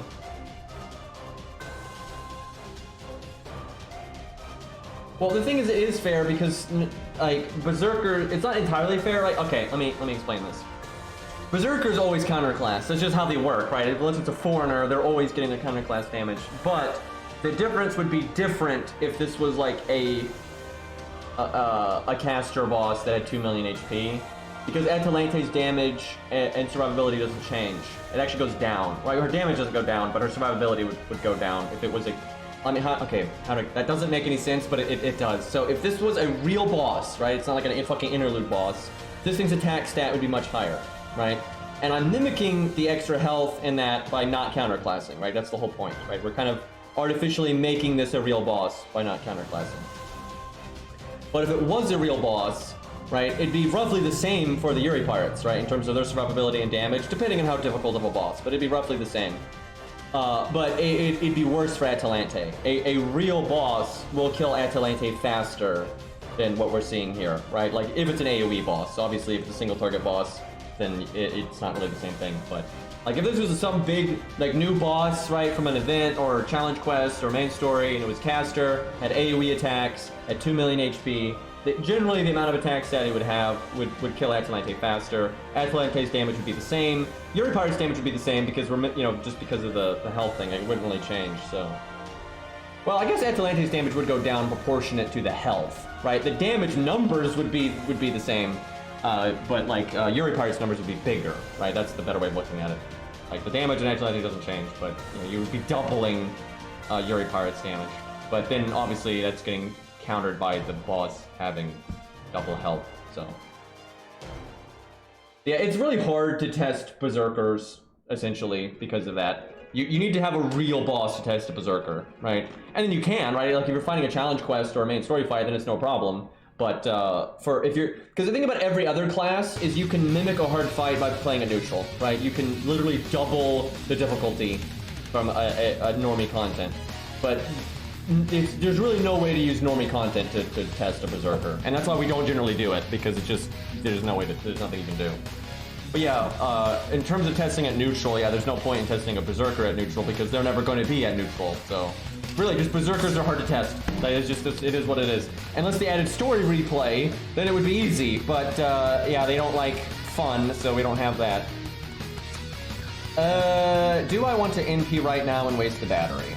I mean, really, I should just buff Atalante and have her do all this stuff right now. Because she could NP right now, get the stars right now, crit, etc., and it's just going to do way more damage. But let's see. Well, the thing is, a sandbag node wouldn't be useful for testing either, because the enemy must attack. Because a lot of things that you do in a boss fight to buff stack or whatever has to do with units dying and rotating and, right, like if they, I mean, yeah, you could have a sandbag just for fun, but it's not practical, right? You need the enemy to do something in order to, like, mimic any kind of semblance of normal gameplay. Okay, what am I going to do? You know what? Fuck it. Sorry, Yuri Pirates, but this is just so much better than anything else I can do. Although we don't have as many stars as I would like here, but I could actually do the Yuri Pirate Star Bomb and then guarantee crits that way. That is so sad if I do their crit up at 20. That is so sad if I do that, but honestly, it's better. Oh my god, so fucked up. Oh, we have portrayed the Yuri Pirates, but this is so much better. Because like we have so many more things in one place if I do it like that. Although I guess the real good thing is if I could have done this next turn and had Scatty's MP activated.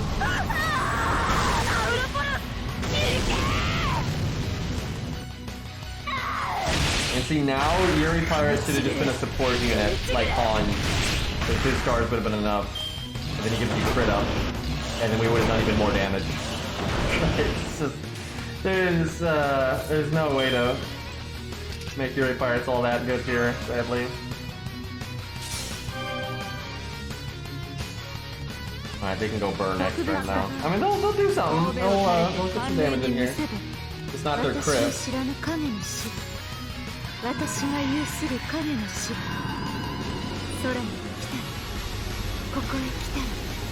God, that is so stupid, dude. You're like, really, you just change out Yuri Pirates for Hans and you're gonna be better off, I think.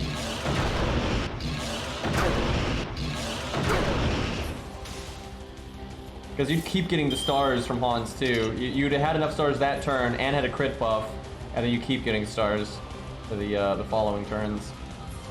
I am really annoyed that the Yuri Pirates don't have a single card here, because I want to do the attack up and the star absorb And if they had one card, that'll Star Absorb would all be funneled to the one card. But they don't have a fucking card. Like, thanks game. Honestly, I don't think we NP here because of that. Like, that's pretty shit.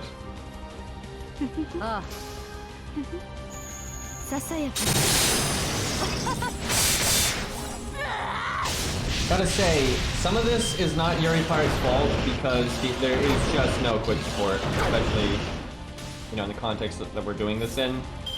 But this is pretty bad, I will say. This is not a good performance. I feel like if I switch Yuri Pirates out for not for a counter class, no archer, right? Fuck the archers.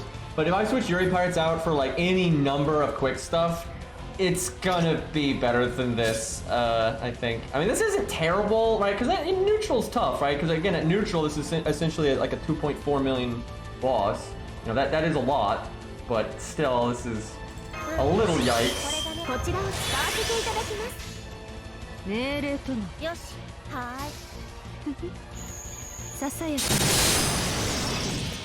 I really wish we just had some real bosses we could do whenever we wanted. Like, why can't we have a Saber boss that has 2.4 million health that we can fight whenever we want, right? That's great, right? Now, 5 million, see, that's too much. But like 2 million, you know, that's totally reasonable.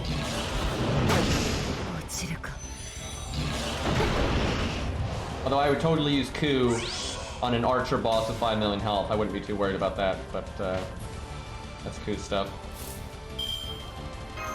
Their lack of survivability is killing me right now. Quite literally.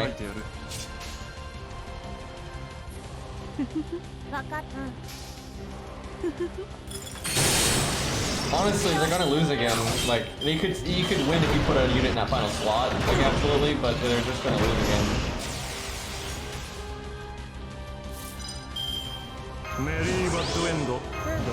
They only have the one card.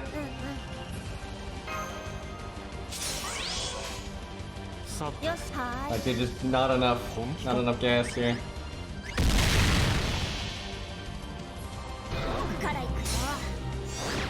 Yeah, they are good in the Lobo fight, that's true, because you can taunt with guts and that kind of thing, that's not too bad. But the thing is, even there, they're not that good though, because if you're taunting, you're probably gonna let them die, right? And it's like, they're useful to be like a side DPS if you're gonna do that, but it's like the primary DPS is still not that great. Here's their problem. They're not awful, they're much better than they used to be, and like, obviously if you're counterclassing, you can do a lot of burst damage. The problem is all of their buffs last one turn, and it is so difficult to line it up in a practical setting. Because look what's been happening. Yes, they have not gotten good deck shuffles. That's true. They did not get good deck shuffles, but bad deck shuffles happen. That's part of the game. You're going to have bad deck shuffles, right? And the thing is, when you have buffs that last 3 turns and you have more flexibility like that, you have more wiggle room to at least get some value out of your skills, even if a bad deck shuffle happens. When your skills, your Star Absorb's 1 turn, your crit up's 1 turn, your attack up's 1 turn, like syncing this shit up is not, you know, it's not happening, right? Cause like, yikes, like we're fucking dying here. I could fix the dying if I literally just brought like a unit in the final slot to like deal with the MP and stuff, but it's pretty bad. Like it's a pretty bad performance, I feel like.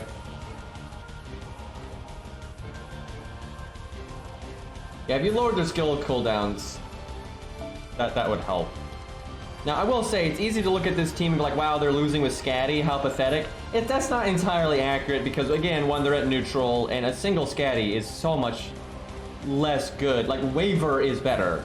Like, absolutely Waver is better. Like, a single Scatty is just not that good. I've always said that. Like, she's okay. She's better than a lot of, like, she's stronger than Hans, right? But not by as much as like Castoria is better than Hans, right? Like not even close. It's not even remotely comparable. Okay. Let's give them one more go, and then we'll change the team a little bit. See if we can make this better. Oh god. Oh god. Oh my god. There's not a whole lot I can do here. Because again, there's no quick support I can put on the team. They don't exist for budget. The best thing I could do is like, you know, you put David in the back, or you put Waver on there, but I don't want to use Waver, that's too much. Yeah, you can put Fuma, right? You can do stuff like that. But there's not There's not a whole lot you can do other than like, and what's better would actually be cutting the Arash thing and then just hoping you don't take 1 billion damage, and then you have more time to build your NPs and stuff. Like that's way better. That's like way better. But I don't really want to do it that way. Chiron's kind of fair, but Chiron's not really that good. I don't know why people always suggest Chiron. He's just like, people have this idea that Chiron is like this awesome mid-range support. He barely does anything for support, right? Like, yes, it's nice that like, this is when Chiron is good. Is when you are fighting a saber, which I know we're doing right now, but we're not supposed to be, we're literally mimicking, like doubling the boss's health, so we can't use an archer. But it's when you're actually like fighting a real boss, not like an interlude boss like this, but you're fighting a real boss. The boss is a saber, right? And you use like Chiron with another archer DPS, okay? That is when Chiron is good, because then all of the raw value of Chiron is still useful. He's counterclassing, his NP will do a lot of damage, you know, etc., etc. It is completely useless. Real boss, not real boss. It is completely useless to be Chiron as just a support where Archer doesn't make any sense, right? Like he does nothing, right? And I'm exaggerating. It's not like he does nothing. He makes a few stars and gives you a damage up. But do you realize how easily you can trump that with like every fucking unit in the game, right? It's like that's so little, right? That is so bare bones. The reason Chiron is a good unit is because you use him as a DPS that then also has support. But if you're using him in a context where he's not going to be a good DPS, and in this case he can't be a DPS because we're fighting a saber, and again, like, too easy.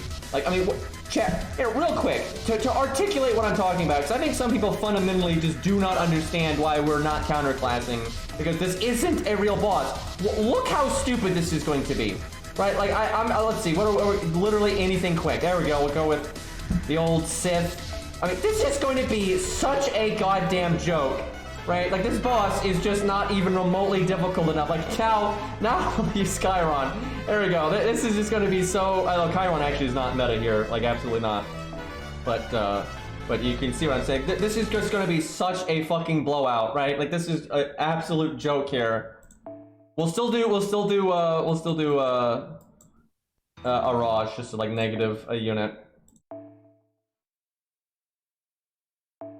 Right, well, we'll stick with the K scope. I don't think that's even necessary now that we're counterclassing, but like, legit, if I was doing this for real, this is where Chiron could do something, right? Because he can buff someone else if need be, he can buff himself. He's a straightforward, you know, archer. He does stuff. Okay, I can do that. Honestly, again, though, we're still doing quick, obviously. There's still really, there's no quick support here. But this is where Chiron can kind of fill in, actually, so. Like, that's good right there. See, now Chiron's good. Like, the way we're using him now Chiron is good. Because he's counterclassing, he star bombs, he can NP, and maybe give Billy a crit if you get lucky. Where's Calamity Jane or something? I can never remember what level that CE is for me. And for some reason, I just never notice it. I don't know why, but I never fucking notice. Oh, there it is. Okay, there we go. Okay, it's 15. I gotta remember it's 15. I swear, that's not so hard. This is just gonna be, this is not even a good optimized team, right? I slapped this together in 5 seconds. There's really no synergy between Sith and Billy. Like, that could not be more, I mean, at least they're both quick, but actually what I should have done is add Talante then, so then she gives them both the quick up. But, like, because them both being quick doesn't matter if I'm not doing, like, a team-wide quick thing or something like that.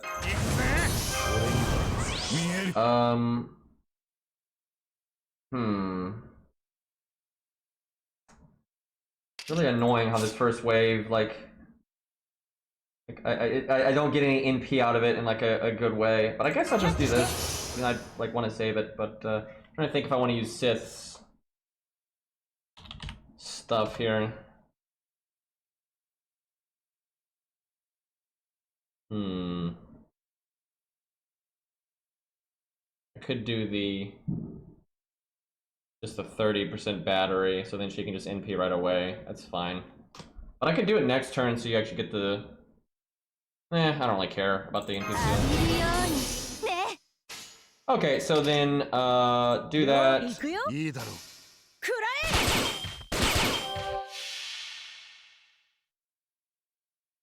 ご昇覧あれってな。 Actually, I'm pretty sure all the archers here can solo the dragon. Like even Arash can't do it at level 70, but Arash can do it if he's Grailed, I'm pretty sure. And I know Billy can do it because I've done it. I know Sith can do it because I've done it. I've never used Chiron, but I'm pretty confident Chiron could solo this, so. Also, goddamn it, dragon. I saw that. こういうこともできる I actually don't know who I should give the quick up to, because Sith, I think, has the higher attack stat. But Billy has the upgraded NP. Actually, Billy might have the higher attack stat because she's level 92. I thought she was 100. He's 100 with 2k foe, and she's probably not 2k foe. But she's a 4-star. And then, so it would normally just be Billy. But the reason why it's still kind of like question mark is because she has a 40% damage up, where Billy doesn't. What you could also do is do the Brave Chain and not do both of the NPs at the same time. You don't really need to do both of the NPs at the same time.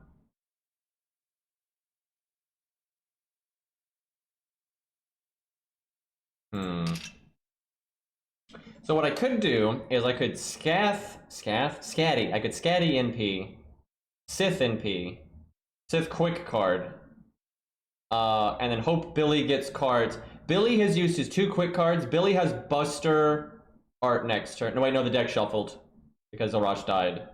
So Billy has all of his cards left except the 1 art card, but there's 2 hands left. Basically, I'm trying to set up a Billy crit moment. The thing is, if you're gonna do big boy Billy crit stuff, you really shouldn't use Scatty's quick up. But I don't want to throw away that much quick up on a big NP though. I mean, you could still get a good crit out of Sith here because, well, we don't have a lot of stars though. Well, you could get lucky. This is tough. I'm not worried about winning, right? The winning part's easy. It's the trying to get as much value between these 2 units as possible.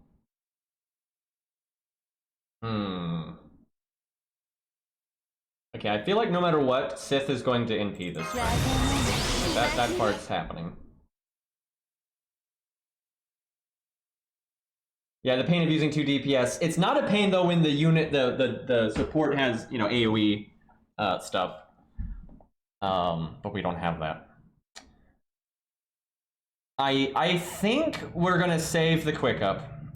And I guess that means we save the attack up. That's kind of annoying, and we're kind of screwing Sith over like that, but we'll do this. And then we're just gonna hope Billy... I don't know though, we don't really have Star Gen. That's the problem. We should have given Scath like 2030 or something.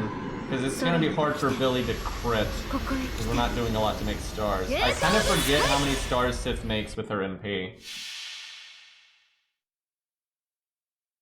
See, her hit count is 6. That's pretty decent. That'll be okay. 何もわからないまま死んじゃえばベッチフェイルノート Okay. What are we gonna get on stars? Okay, good, she crit. That's great. That's more. 19. Ugh. I was hoping for a little like 25 or something. Well, time for 50-50 forehead. I mean, at least it's 50-50.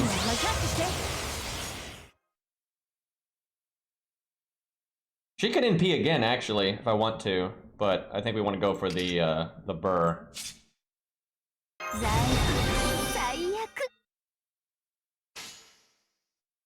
I think we'll go ahead and give it to her, though. That's fine. Alright, Billy. Okay. You have so much crit up.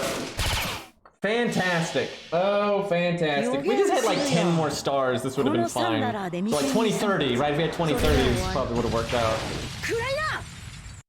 I mean, that's good. There we go. Okay. So that was still huge damage. That quick crit was massive. Like, that was so much quick damage. But if we had gotten that Buster crit too. Alright, now we NP again. See, this is good. They're absolutely slaughtering this. But again, 1.2 million HP is just not enough health, right? Like, when you're counterclass, like, not even close. 了解すないショータイムね At least we won one of the coin flips, so I was okay with that. これがあなたの慣れの果てペッチフェイルノート This is so much more efficient. Oh god, no, 3. Look at that. What? That we could have 3-turned that because one of the turns was just the golems. Oh fuck! Oh fuck! I was not ready to zeet the app, and then I forgot about the dot. That scared the shit out of me, dude. I got it in time though. That was plenty in time. Anyway, but look, that was such a joke. Like, look at how much of a joke that was. Right, and the thing is, obviously Yuri Pirates was struggling, but like if that was a caster, Yuri Pirates could have at least kept up with what we just saw. But like, goddamn, like, if I really min-maxed that, we absolutely could have won that a turn sooner. Like, absolutely. And hell, if I actually really tried, I could 1-turn that dragon. Like, absolutely. If you buff stack hard enough, you can do that. Like, you don't need even double scatty to do that.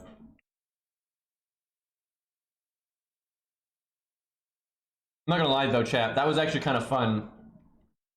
Just murdering the boss like that. We did NP into crit NP into NP, right? That was a lot of damage.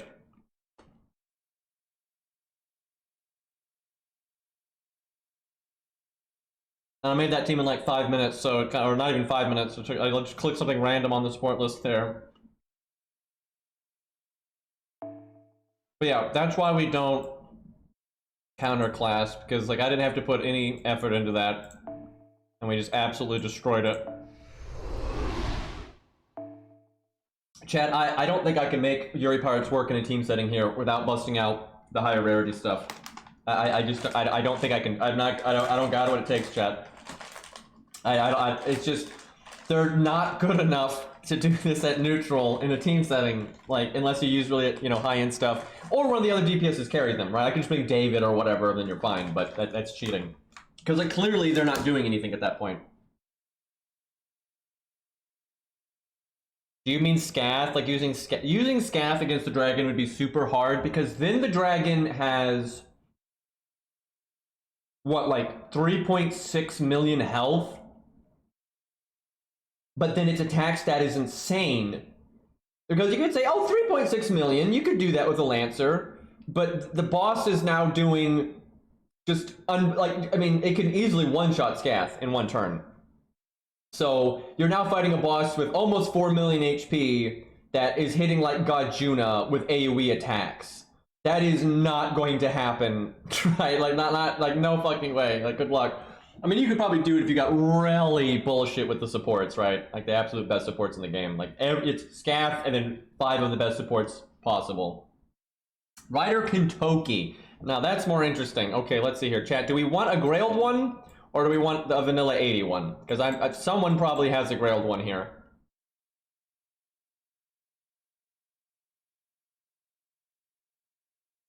Okay, hold on. I'm screwing over Gambler here. He's giving me the stink eye.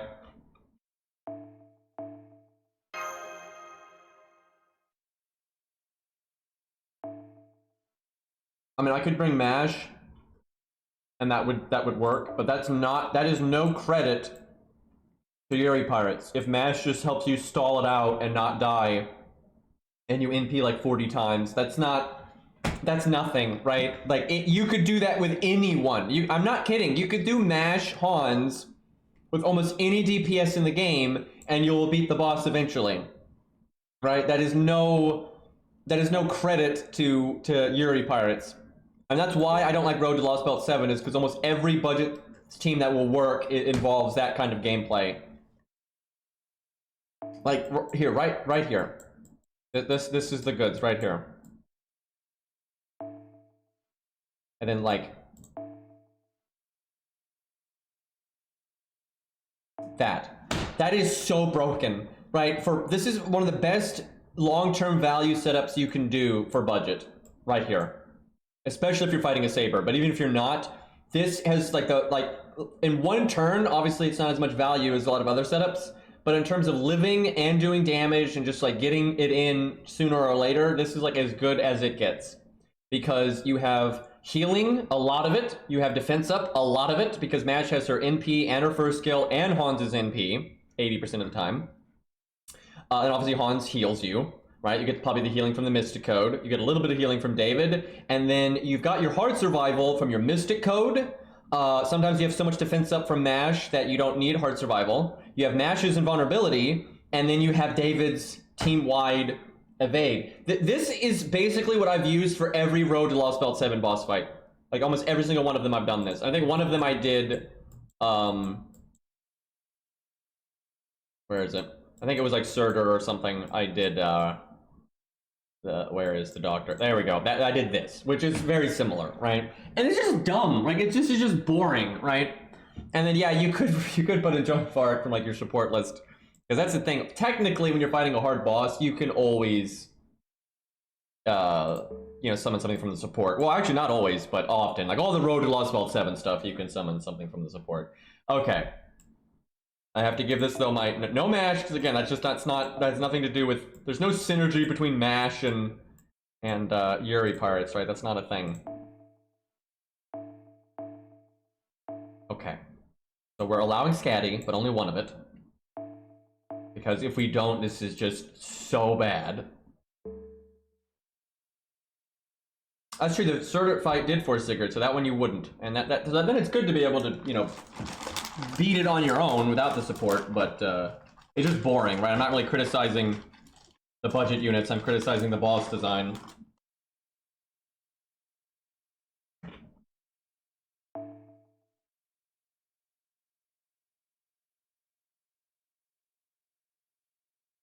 Chat, if I wish it, chat, if I wish for it hard enough, his first skill will change to quick up, and his second skill will change to quick resist down instead of art resist down, right? Because this would help so much. Like, you don't understand. This would be so much better if I had a quick support on par with this. Guaranteed crit turn, a whole bunch of damage up, crit down, right? It's awesome.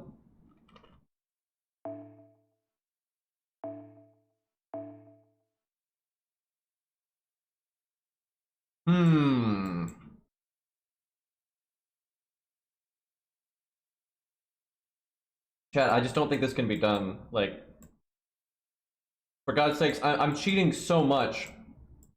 Like, if I brought Atalante, right? Like, that's cheating so much. I could do this with Buster and Art, and I could do it with a very strong quick unit, but like, there's just nothing to work with here. Maybe we deal with the golems. I have to bring Atalante. That's almost as bad as Mash. That's not as good, but it's the same principle. Gambler, I got nothing, man. I got nothing. I'm actually surprised. I really don't think I'd have a hard time doing this. Like, yeah, 1.2 million at neutral, which is like 2.4 million at counterclass, right? That's a lot, right? Of course you're gonna have to put some effort into that, but I normally wouldn't really struggle to do that kind of value. Good doctor. I mean, the thing is, that's going pretty Mash style, right? I don't want to stall. Because the thing is, it's not that hard to stall the dragon. That's the thing. Ultimately, if you want to stall against the dragon, it's not that hard to do it. But then you're just going to be sitting there for like 30 turns, picking it to death. I'm at a loss. Like, the only way I see them winning this is through either Atalante carrying them or an archer carrying them, or you stalling it. And anyone can beat it if you stall it. Angra can beat this if you stall it. I'm not kidding. You could absolutely make the DPS Angra. It'll take forever, but you could absolutely stall it with him. Don't, by the way. Like, don't do that, but Matahari in no way is a quick support, because all she does is things that affect all card types, so. My solution is to go back in time and make a 3-star quick support. Yeah, that would be not, you know what, I give up. I'm sorry, Gambler. We've been defeated. It's over. I mean, I could have done better than we did, right? Okay, well, you know what? We'll do what we did earlier, and we'll just add in a little bit more value, and like maybe not use use Fuma, and maybe not use Arash, and we'll see. Like obviously this is cheating so hard because we're using this, but okay, hold on. We'll give it one good go here. I'm not gonna use Arash. What do I do?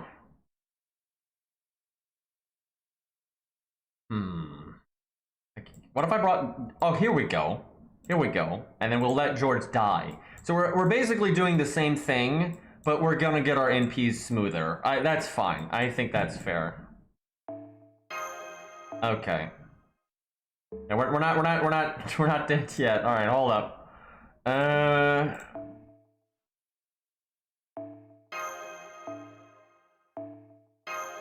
By the way, chat, I'm giving this to Atalante because we need her to do like the best side damage possible, which is actually the primary damage. But so we need starting NP, chat. We need starting NP on her because you know Berserker. She doesn't have battery. She's going to need it. But you see, she also needs. We might as well do as much damage as possible, right? So starting NP is a necessity. So that's the primary thing. You need starting NP. But you know, if you're going to bring starting NP, if you could get some damage as well, that would be really good. That would be really good. And you see. This craft essence, chat, it gives you 15% attack up, which will make your NP do 15% more damage, your crits will do 15% more damage, your non-crits, your art, your buster, even, chat, even your extra attack will do 15% more damage. It's so good, and because it's so good, I've obviously leveled it, because again, I can use it on an art unit, right? She's a quick unit, but if she was an art unit, it'd be fine, right? If she was a buster unit, it would be fine. And so obviously I've leveled it because it's just going to be useful in so many units. That it also gives 2,000 attack, chat. 2,000. Chat, how could you say no to 2,000 attack? You can use it on all of your damage types. Art Buster Quick, NP Spam, Crit Focused, Normal Card Focused, Extra Attack Focused. Whatever you're doing, it's all good, right? And you get the starting NP, right? It's fantastic. Man, I don't, chat. Why are you so mad, chat? What is wrong with you, chat? Everything chat, what have I said that's wrong, chat? What is it? This is all accurate information. I'm just trying to help this goddamn community out, giving you information, you know, and you're over here giving me the stink eyes. This is ridiculous, chat. All right, so I don't even know if Hans is worth it because by the time he shows up, it's already a catastrophe. So, like, really, we'd want Mash or David, but we're kind of having to. I hate that I have to avoid Mash, but again, it's too much survivability. Then like the DPS stops mattering, and like if I was going to use her, you wouldn't use her that far back. So I can't really. You know what? Asclepius. There we go. We'll go with Asclepius. We could get some usefulness out of that, and then we'll go Fuma. Okay, that's something. I really need to get Fuma to 10, 10, 10. Yeah, I guess you could do Martha, but at that point, we're not even resembling a budget team anymore. Well, I mean, it's still more budget than a lot of other stuff is, but I think we're breaking enough rules as is. Is there any reason that we'd want Fuma to live against the dragon if he's NPing? Not really, so we'll just do that. Oh, the music knows. The music absolutely knows. Yeah, Scatty's not exactly budget, but you could always... Okay, here's the thing. We're kind of mimicking, like, I have Yuri Pirates, right? And so, if you're like you have a free-to-play and you happen to have like these units, you summon your friend Scatty. Because anybody can have one Scatty on the team. You know, you can't have two Scatties, and that's when shit gets really good, obviously. But yeah, this is kind of mimicking someone that has Yuri Pirates, they're a Yuri Pirates fan, and they're summoning a friend's Scatty, right? That's kind of the... And then we're pretending the boss is a caster, but has 2.4 million HP, so and has a high attack stat. So that's not even... Like, that is almost exactly... like what's happening practicality-wise, right? If this was a tough boss with 2 million HP or more, and then it hit really hard, this is pretty much what's happening. The only thing that's like off is the Berserker. The Berserker would actually be weaker if that was the case, but not by that much. I think the ending of Berserk probably will be good because I think the guy that's working on it knew the writer really well, and obviously the assistants and stuff. So I think it'll be fine. As long as they take their time. If they like take, because obviously the art's gonna be very difficult. The assistants know what they're doing, but if they rush it, it'll probably be shit. But as long as they take their time, and I don't mean rush it in terms of like how quickly it ends in terms of like volume count. I mean rush it in terms of how much time they take per volume, right? I actually think they need to not drag it out. I think it's important to kind of wrap it up. And apparently Berserk was getting towards wrapping up anyway. Like that's what was already happening. So yeah, I think it'll be all right, but we'll see. It's a tricky situation. George was definitely better than Araj, except for the way we're approaching this. Although maybe I shouldn't have done guts. That actually might be too tanky. We'll see. If he does have, this is a level George, so he's got the really big defense up.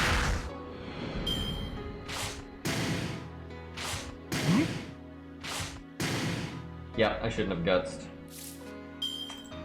Damn. Let's try not to kill here.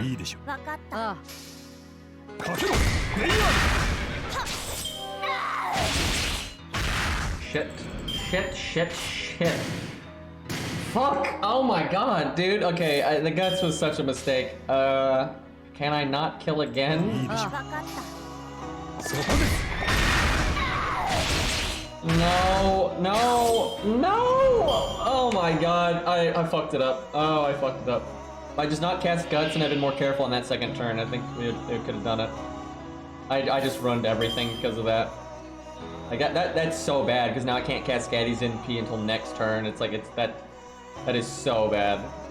Like if Scatty was just on the field right now, this would be great. But fuck. Fuck. I don't know what to do. That really ruined it. That's what I get for George being so goddamn tanky though. I probably should have bought my 45 George because I have one. That's literally why I made it actually, for that kind of situation. Fuck this crap. Look at how like just. Ugh, I don't think I need to say anything. Chat knows. They know. There's no point in. This is like over. Like this is so bad. I have to give her the buff again, by the way.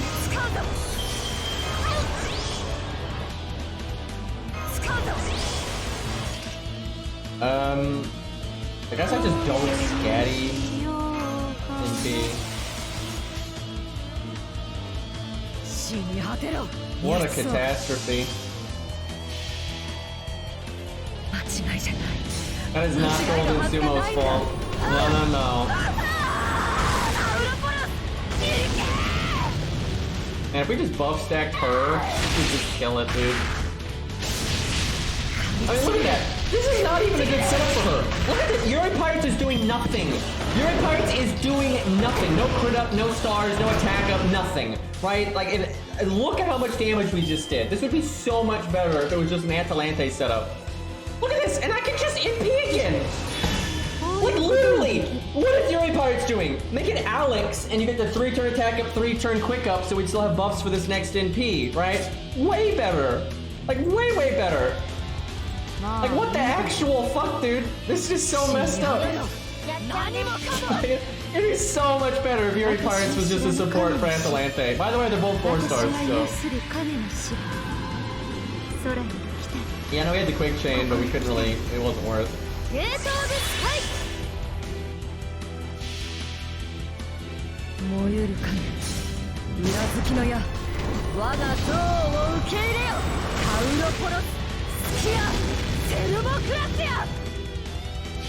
I do need to compare though, like, it's not like Ushi would be doing that much. No, Ushi would be doing better. Because Ushi would have buffed Atalante. Attack up, and then he gained. And a Star Bomb. Now, if we just switched out Uchi, we probably wouldn't get hands as good as we just got for Atalante, and so you're not necessarily going to do that well, but this is like a 600k, it's like a 600k Lancer caster, 600k caster boss, is what we're mimicking. So, like, theoretically, they should have what it takes to clean that up, but I don't know about that. Alright, this sucks to use it here, but gotta do what you gotta do.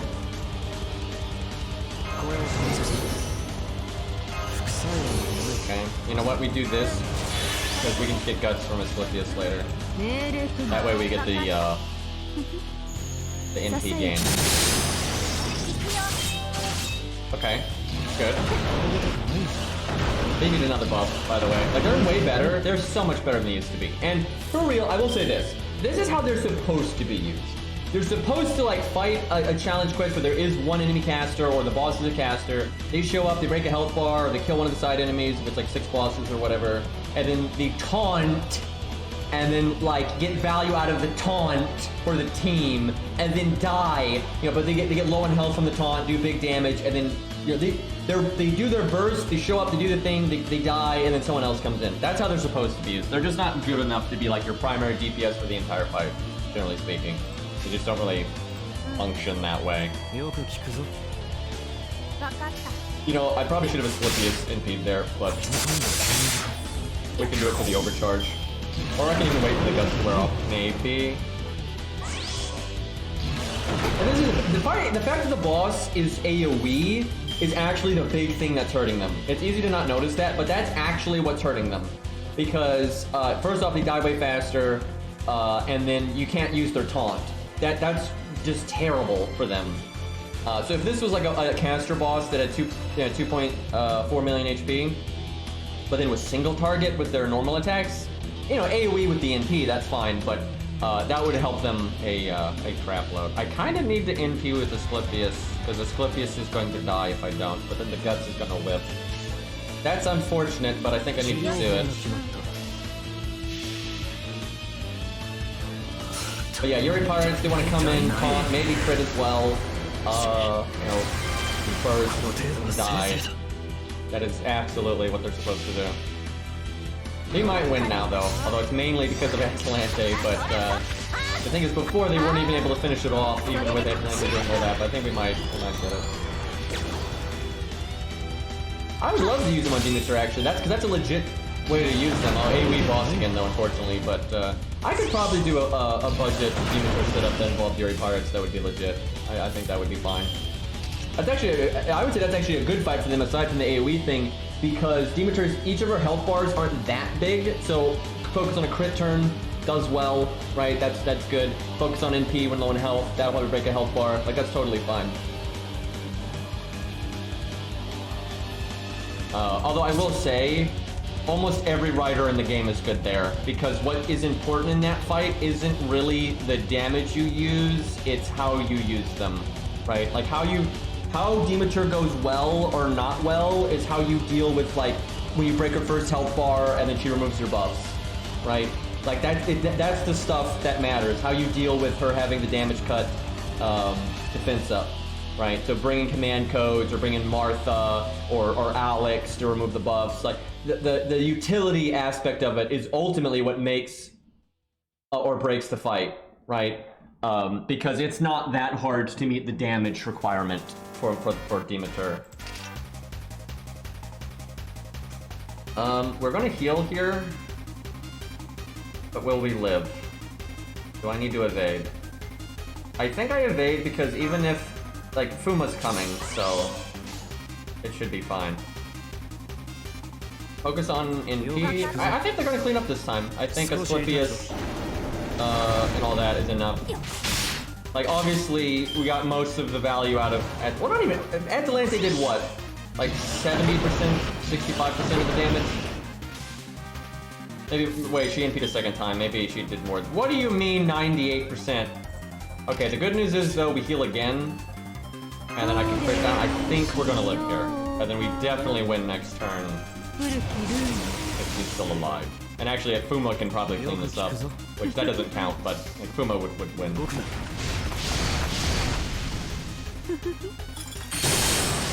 So yeah, pretty much any rider can work on Demeter. It's more about the way the team is built around it. But still, they're fine there. They probably do better than some other riders just because of the crit NP burst on a gameplay.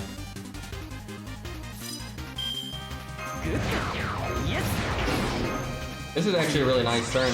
You know what sucks? If the boss had more health, we could... now we have value. because now, for the first time ever, we can like reasonably line up the Star Absorb crit, low HP, NP, so the attack if it's the crit and the NP. Look at this, we have double crit up. The only way to be better is if we got our quick card. Right, then it'd be insane. But we could even have Fuma NP right now and do more defense down for us and that kind of thing. But let's do this. Yeah, I'll need the app, but I want to actually see the damage. Sadly, we're not going to get to see the art crit, because the art crit would actually be really big. Because we have double crit up, attack up, double defense down. Yeah, this is where I wish the boss had more health so we could actually really show off. So even though Atalante did like well over 50% of the value, because we're overvaluing here, it's kind of, you can take some of that away from Atalante. So, not too bad, right? Because if it was a caster with double the HP, this is still an okay amount of oomph that she's gotten. So, okay, not too bad. Not as depressing as it was at first. See, now there we go, right? There's some fucking damage.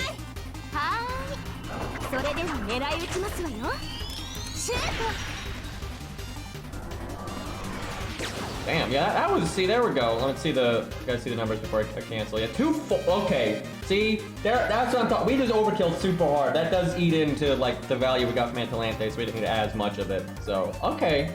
Actually, that really, that shows, like, what we were talking about, though. How, like, that fight was kind of screwing her over. Because, like, that burst is big, right? If that was a caster, that would have been, like, what was that, 240, right?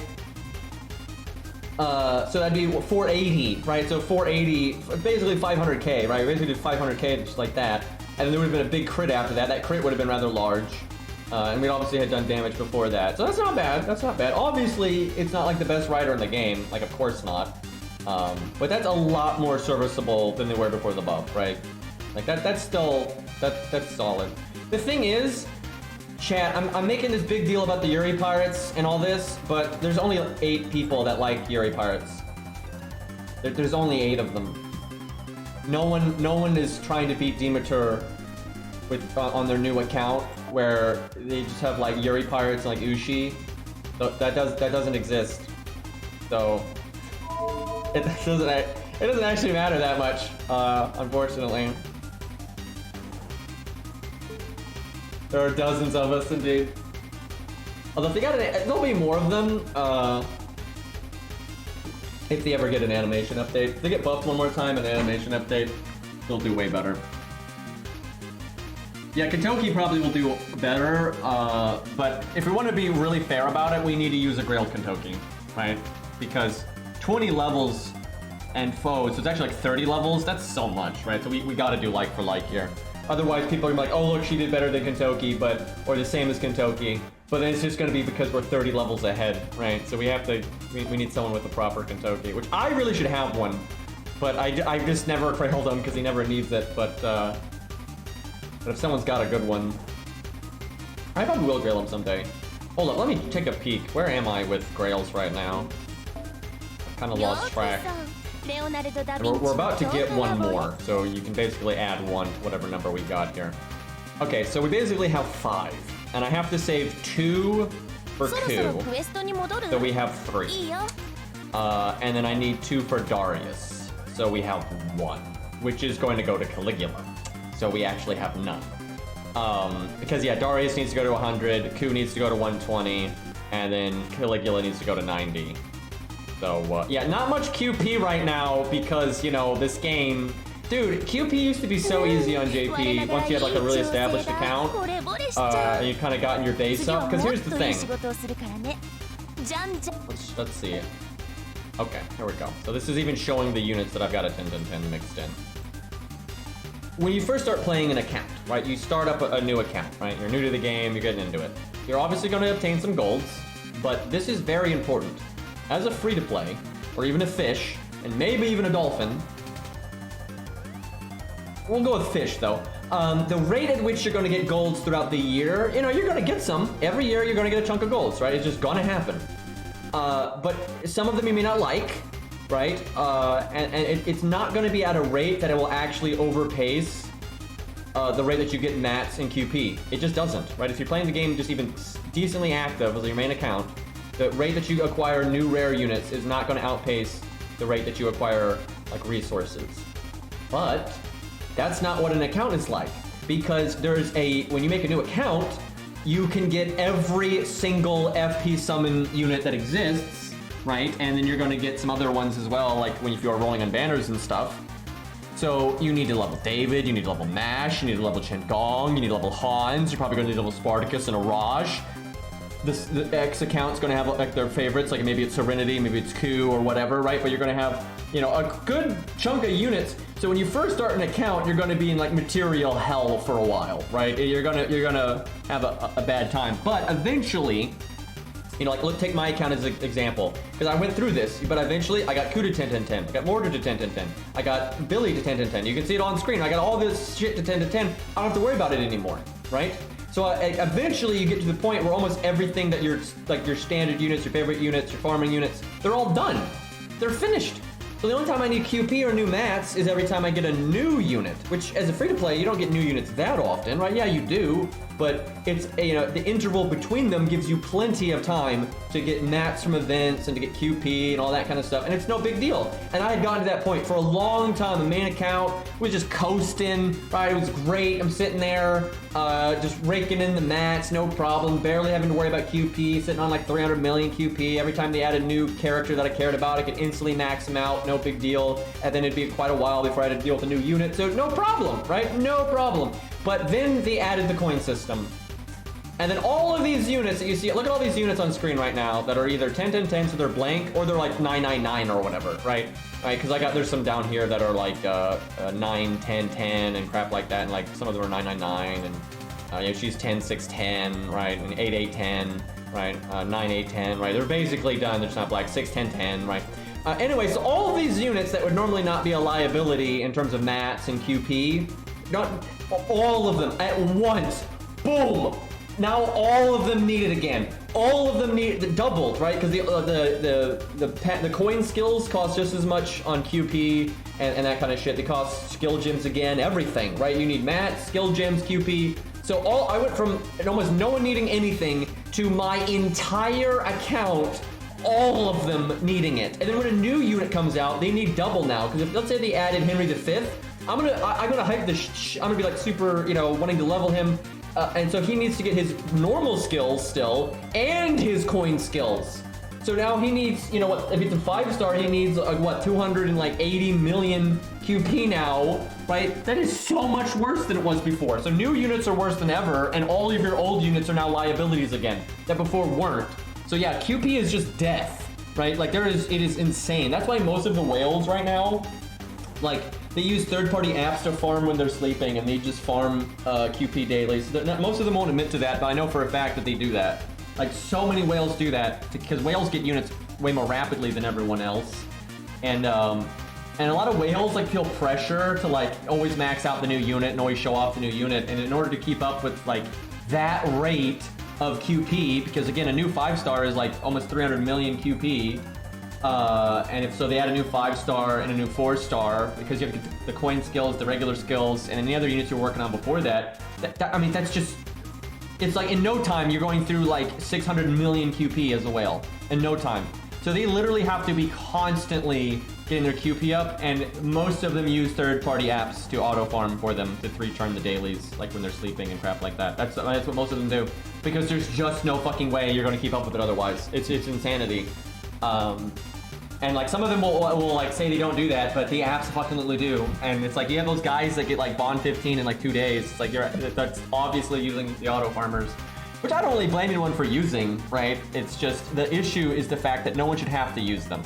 You shouldn't have to use an auto farming tool that's a third-party app that's technically against terms of service in order to keep up with like just how much fucking farming you need for all these new units and coins and new bronze mats and all this kind of crap. Because like if they add a new unit, right, you need 300 million QP for them, and then they use a new bronze mat, and you have to farm like 200 of the new bronze mat, the amount of stages you actually have to do is insane. And yeah, thank you, Cairo, for the raid, but we're getting ready to wrap up, actually. But let's do... Anyone in chat have a Grail Kentucky? Because I really would like to compare what we just did. with Kentucky, but we need a Grail one. Or if you just have another rider unit that you want to compare, we could do that too. Because I think it would be kind of fun to do that comparison to the Yuri Pirates there.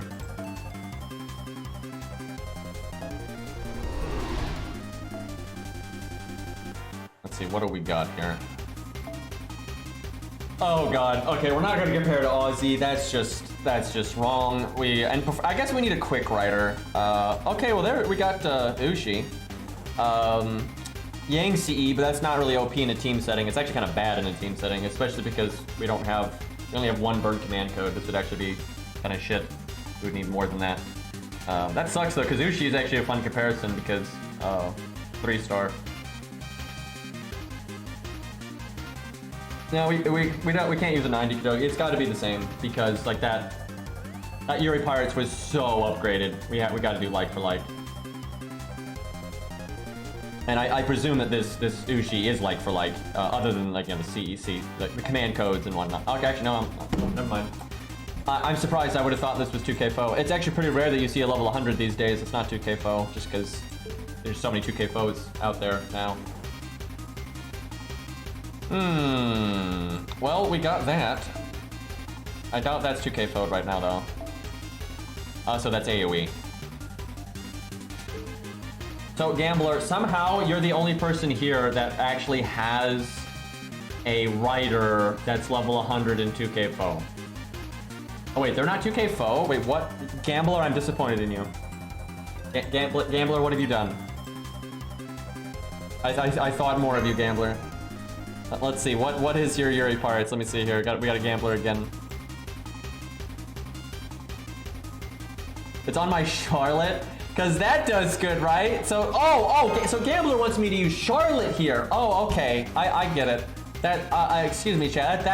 That'll do really well. And you know what's fucked up is we couldn't even give her Castoria because that would take the support slot, and I don't have Castoria, so that would be a very sad. She could get Mozart, which that would be nice, but please no. Yeah, that would not do well. Let's see. Okay, there we are. Let's see. So are they 2K foed at all?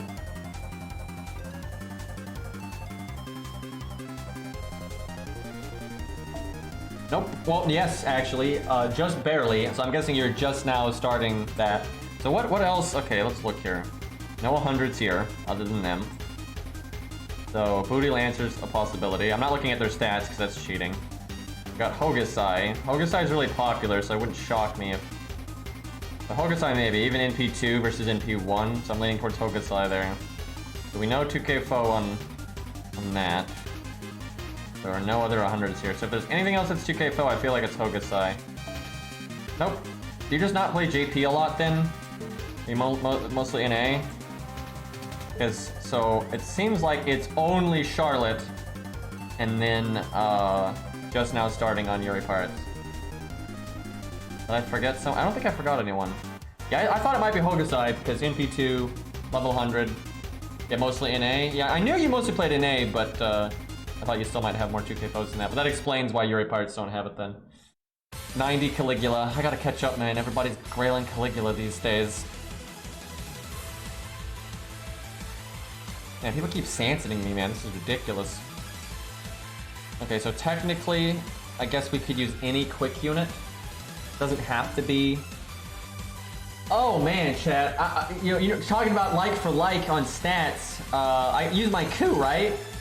You know, with his 2K foe level 116. That's totally on par, right, guys? You use him with the. Actually, I am curious. How would you do if I did him with that style of setup? Well, there's a big Ushi. It's probably more upgraded than the Yuri Pirates, but if only Faust was here right now, that'd be a really fun one right there, I think.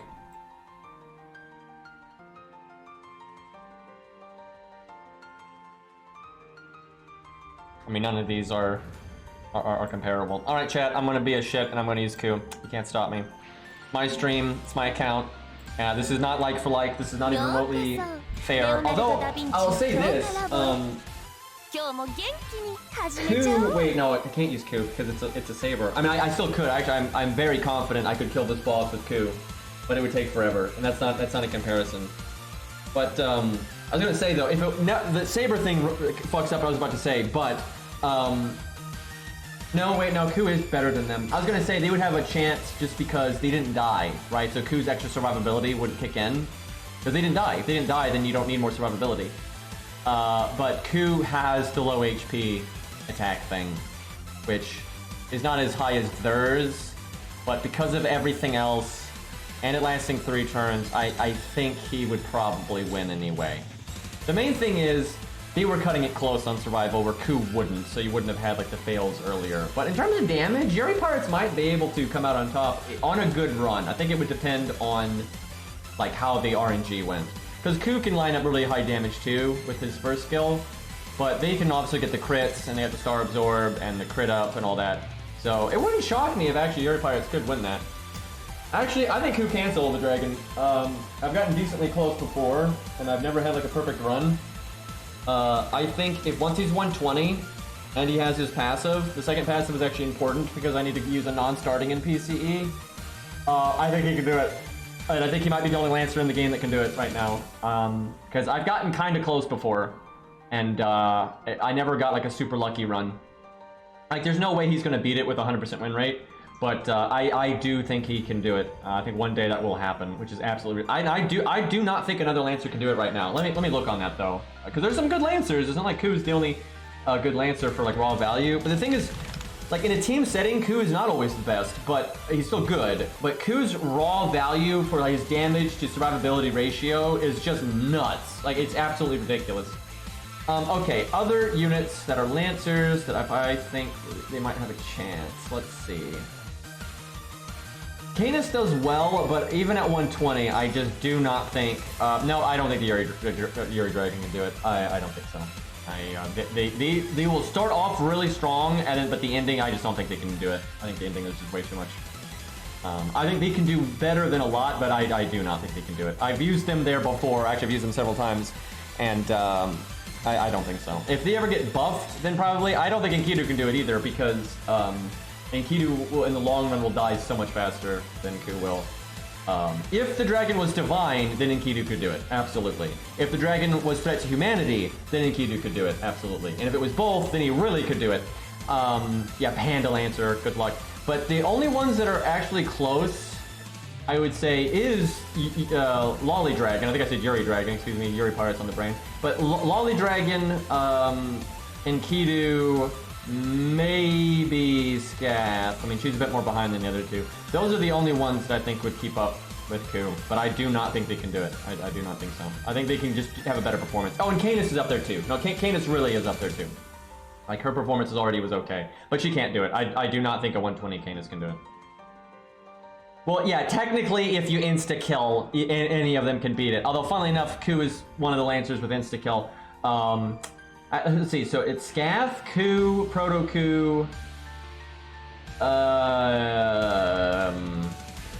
that might be it. What about Ereshkigal? Does she have insta-kill? No. So, yeah, actually, that doesn't change things much.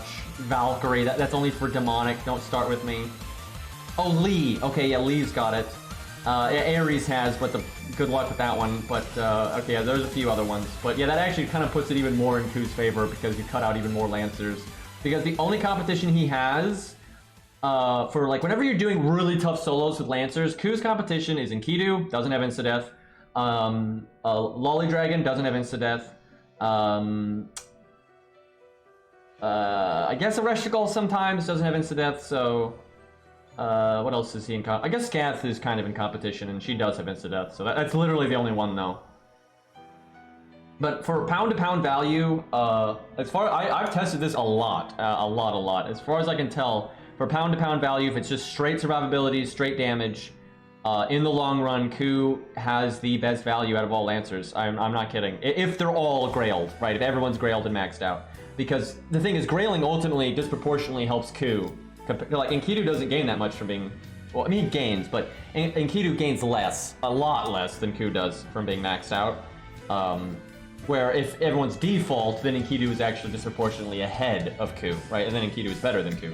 But yeah, really the ones that are like up there is Lolly Dragon and Kidu, and Canis just not quite on that level. She's close. I mean, she's way ahead of all the other Lancers, but I think Scath is closer than Canis. Although it depends. There's always apples and oranges, because you have things like, oh, AoE is actually good here because there's, you know, multiple enemies, or you know, just certain, like, damage cut sometimes is better, or sometimes guts is the most important thing, or sometimes guts is the worst thing.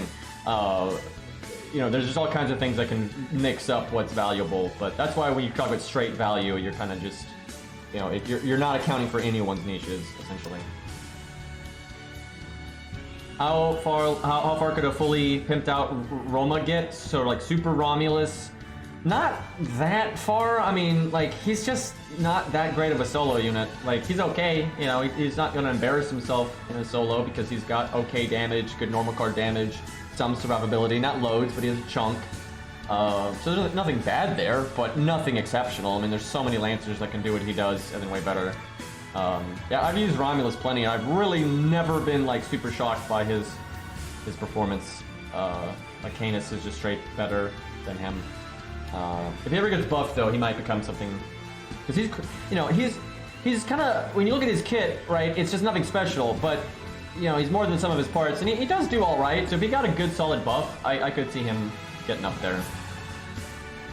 Dude, if they give Canis another buff, she's gonna be nuts. Because she is close, I tell you, she is close to like the raw value. The thing about her though is it's so burst oriented. If there's something about the fight that shuts down burst, she's trash.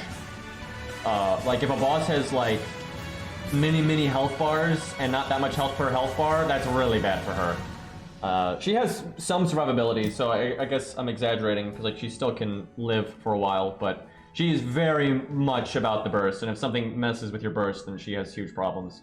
But everyone has issues, like everyone has things that mess them up to some extent.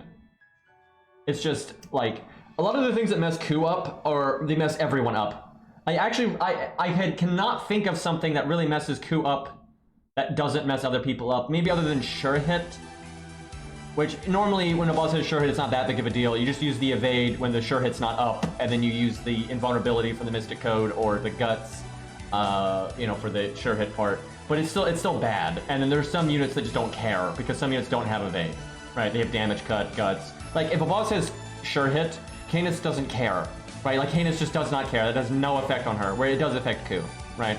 But most things that mess up Ku will mess up everybody, which is absolutely why Ku is good. I don't think we ever used Gareth for the dragon. I don't think so. Actually, we did. I do remember using Gareth for the dragon. I don't know if we documented it, though. She did not do super well. Like, she did better than, I don't know, like Diarmid or something, but I don't think she did. Off memory, she did not get very far. Yeah, you don't really expect Lancers to do well here, like, honestly. Like, it's a fucking saber with an insane amount of health. So it's not pretty.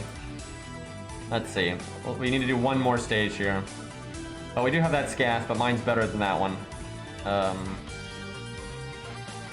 What do we got? We got a dragon there, but it's only 9 DNP 1, and not 10, 10, 10, so... Okay, there we go. Because we were just talking about her, so we can use her again. Not the best CE ever for this, but, it's not bad. Like, that's a fine CE.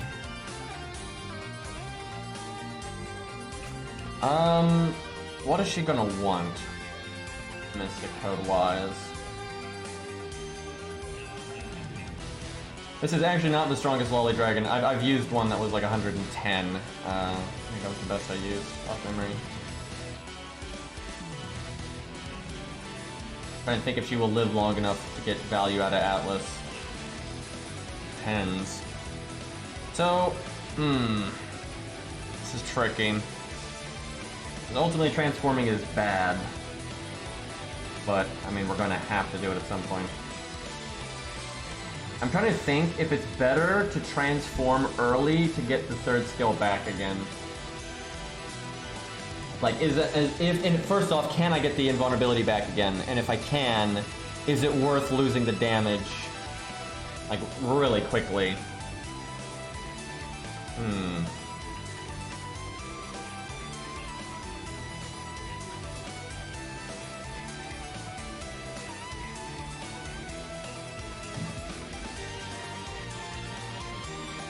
Oh no, I talked about sumo, but it was because Chad kept bringing it up.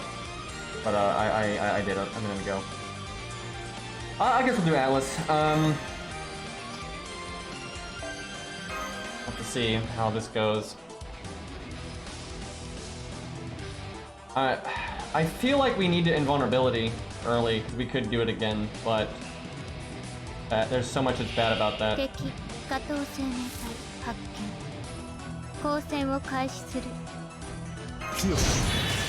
is where I wish we actually had no starting NP because we got lucky and got an art chain, so we could have done like Yang C or something. Yeah, we're gonna need her best chance is definitely gonna involve Yang C, like no question. When I've used her in the past, she had it, so I'm not gonna keep up with that.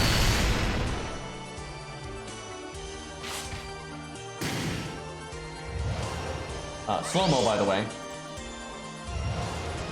Don't cast 2 skills. Wow, George didn't die. That, like, never happens. Because they can one-shot him, and generally they'll attack at least twice. And if they don't, they do normally one-shot him, so that was really unlucky. Thankfully, I don't have to kill one.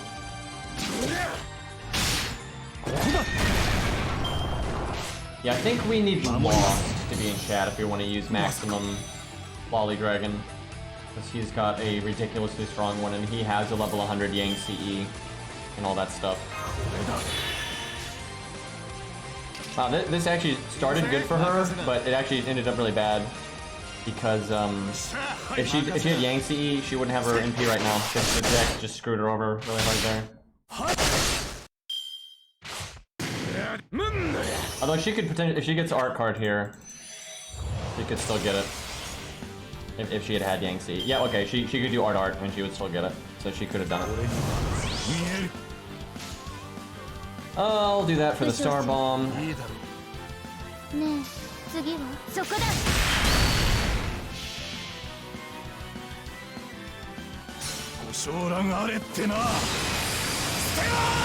issue for her here is just maximizing her survivability. Gonna really get all of her damage. I think I actually throw our battery away. I think we need to get the defense up right away. Or the damage cut. Damage cut. I think we need to do that right away. And I don't think the... Like, the battery's nice, but she can definitely loop without it. I think we do this as well. Do not do our third skill. Okay, give me one crit game. Oh, hi, Lost. Yeah, Lost, if you want to set up the Lolly Dragon for maximum bullshit performance. You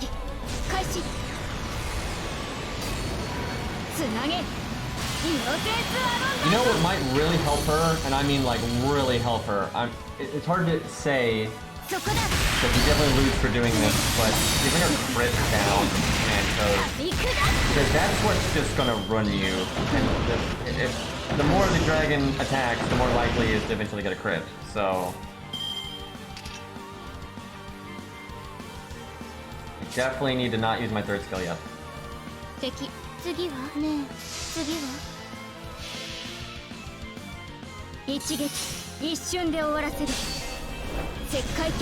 Also goddamn applause. Chat, this man is an engineer.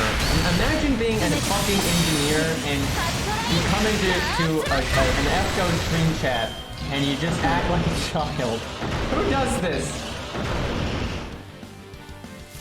Okay, I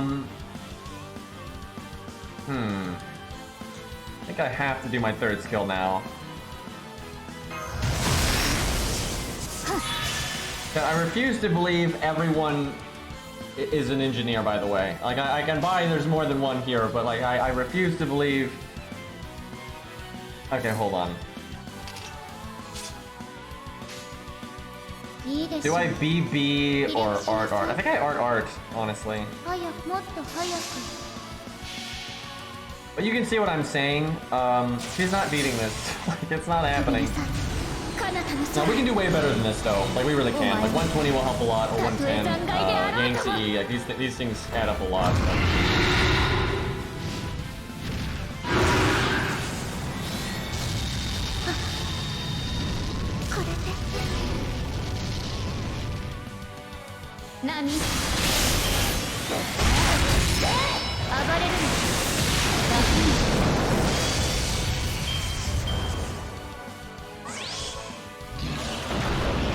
We do have some pretty crazy professions in chat, though. It's kind of that's one of my favorite things about streaming is all the crazy people I meet.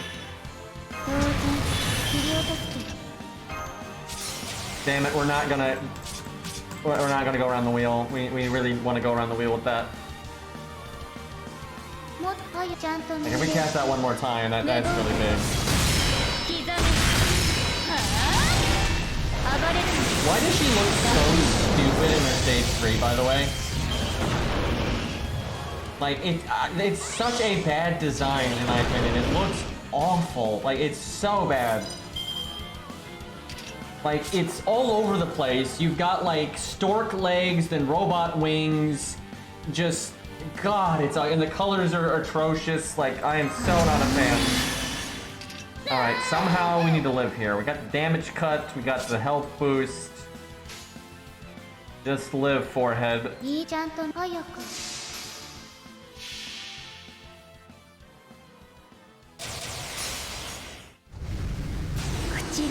I don't mind her when she's in her, like, full-on dragon form, like in the NP here. That's not too bad. Not that one, the one in the story, right? I thought, yeah, no, it is in the NP. That's right. It's like it's in the NP occasionally. That's what it is. But yeah, the one I forgot. Yeah, they get through NP animation. So yeah, she's got the one where you go full on dragon. That one's okay. Not my favorite dragon design in Fate, but oh my god, really? I cannot. You couldn't have buffed or low rolled there, champ. Are you an engineer? This is gonna be such a who the fuck made this? I got there's yes and then yes real. What the fuck?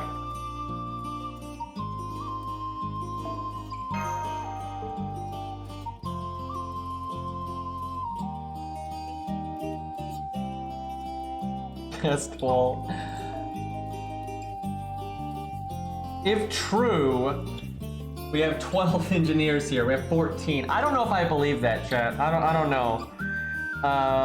Okay, so Lost, are we not gonna go Yang CE, or do you actually think this is better? Because we want to go full ham, right? Full ham here. No holding back. And I don't know. Maybe Yang CE is not better here, but oh, refresh. Okay, so I'm assuming you just put it up. Okay, yeah, there we go. All right, so we got burn there, and then I think this one, yeah, that one burns too, and that's store absorb. Okay, we have crit down. I think the crit down is right, just because if we get crit, it is so fucking bad. Best skin, by the way, for her. Maybe we do default instead of Atlas. I think Atlas is better at 118 because it's safer to go around the wheel.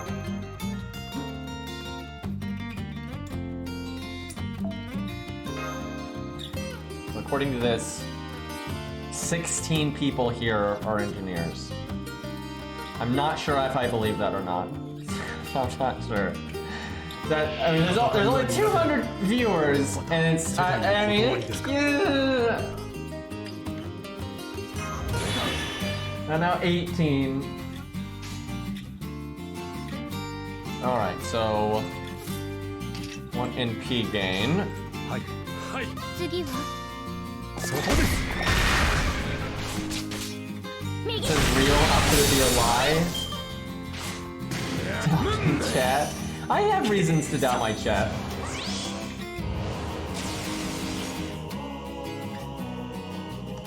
Lost, why are we not in stage 2 now though?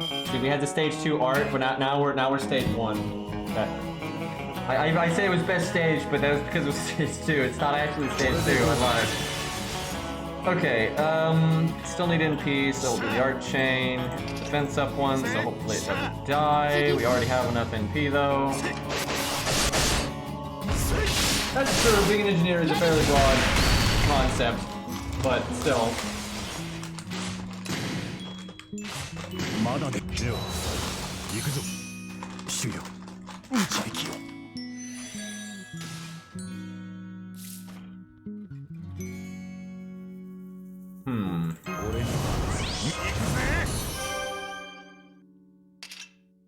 Is there any world where I do her second skill just for... No. I was thinking for the stars per turn, but she has the star bomb, so there's no point. 行くぜ。次は？いいだろう。せい。 右。 That's what you do on Scargin. ご承覧あれってな。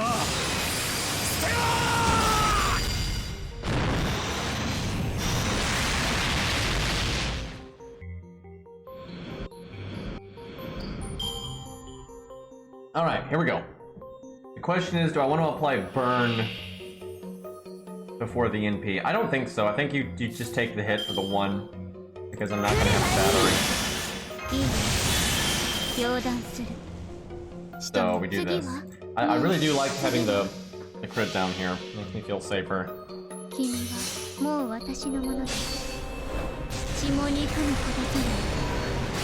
other option would just be heal boost and then heal on Buster or something. I think this is better. Like stopping 1 crit would be so much more help for us. Okay, that's good. More of that, more of that. The more he buffs, the better. Ooh, great. Oh, wait. How? We didn't crit, did we? That's what happened. We didn't crit. Do I go ahead and third skill then? Because, I mean, that's gonna lower our damage. But the sooner we third skill, the sooner we can recast it. And because we didn't loop, it kind of offsets the pain. Lost, what do you think? What's the, I feel like I lean towards no, but honestly, not NPing this turn does suck a lot. I mean, ultimately, we have to live, right? Like, ultimately, we have to live as long as possible. But only doing 1 single target NP is pretty sad.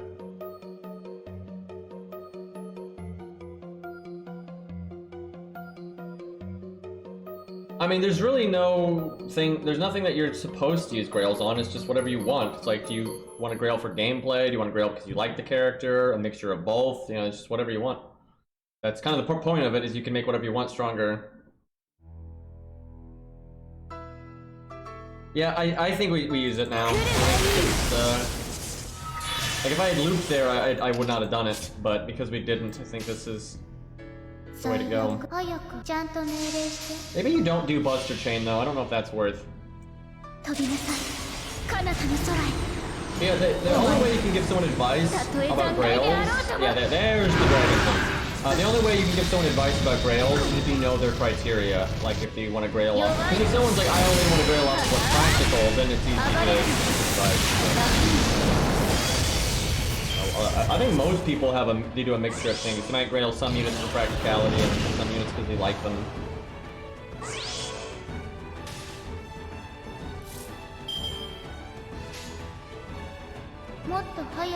Could do quick art, but I think this is fine. I think because I'm the dragon fan card, I burn is that important. Although the burn does more blast advantage. And it does add up. Oh look, we got crit. Thanks, game. This guy has kind of a medium crit chance, then we had crit down on him, and we got crit anyway. What a load of shit. Also, we can't NP here.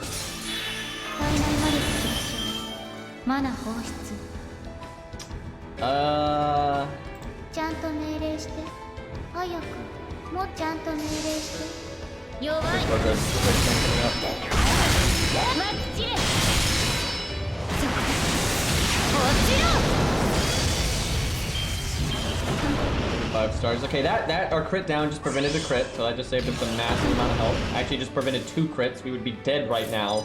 Like, straight up, we would be dead right now if we did not have the crit down. Maybe I should have waited a turn for that, because now the damage cut's not doing anything, and obviously we didn't need the battery. Well, we're gonna die soon, so I think it's Buster time.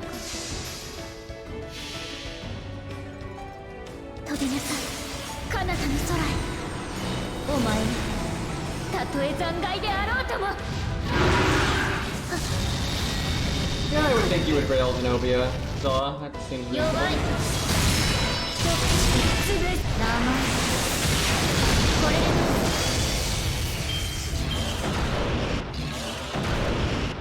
Look at all these buffs and debuffs. So what we need to have happen, I think for her to have her best performance, you have got to crit on that first turn. Because I think no matter which play you make, it's really bad. Like, the way we used the third skill, that if I didn't use it there, it'd have been bad because I didn't have my EMP. And survivability stuff. But also using it there and then only being one time single target is also bad. So I think you've got to crit on that first one.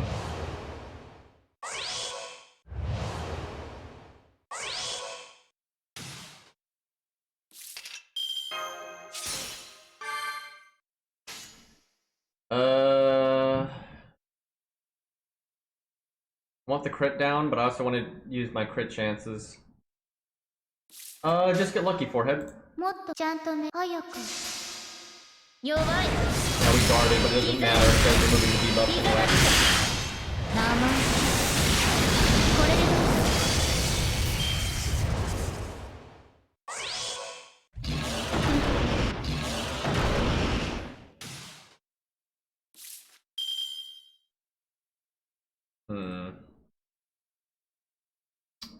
Well, probably our last turn unless we get really lucky. The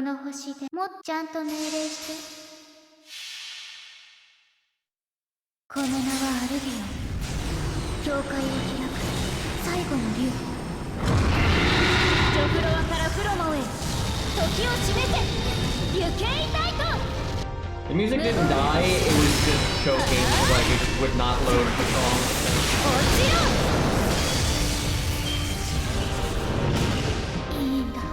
That was good. We can do better than that, but I don't think any gameplay thing we could do would do 479k, because again, it's actually way more health than that because of Lancer.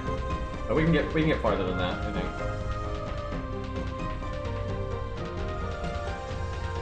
Let's do, well, no, I'll save it for next time. It's getting late. Elden Ring is fun, true, but if we could get a PvP patch, that would be great. But I think we'll wrap up there, otherwise I'm going to be stuck here for a long time. But thank you guys for hanging out. We will do more Grailfront tomorrow. By the way, I just realized I never changed the stream title, so it was named Grailfront that entire time, even though we haven't been doing Grailfronts for like the last 2 hours. But whoops. Anyways, I will see you all soon. Thank you for hanging out. We might do Arknights today, probably not, because it's already kind of late, so I think I'll just do Arknights tomorrow. That seems a fair thing to do. Anyways, boys, take care. We'll raid Cairo back, because fuck them. It's your channel points. And I will see you all soon.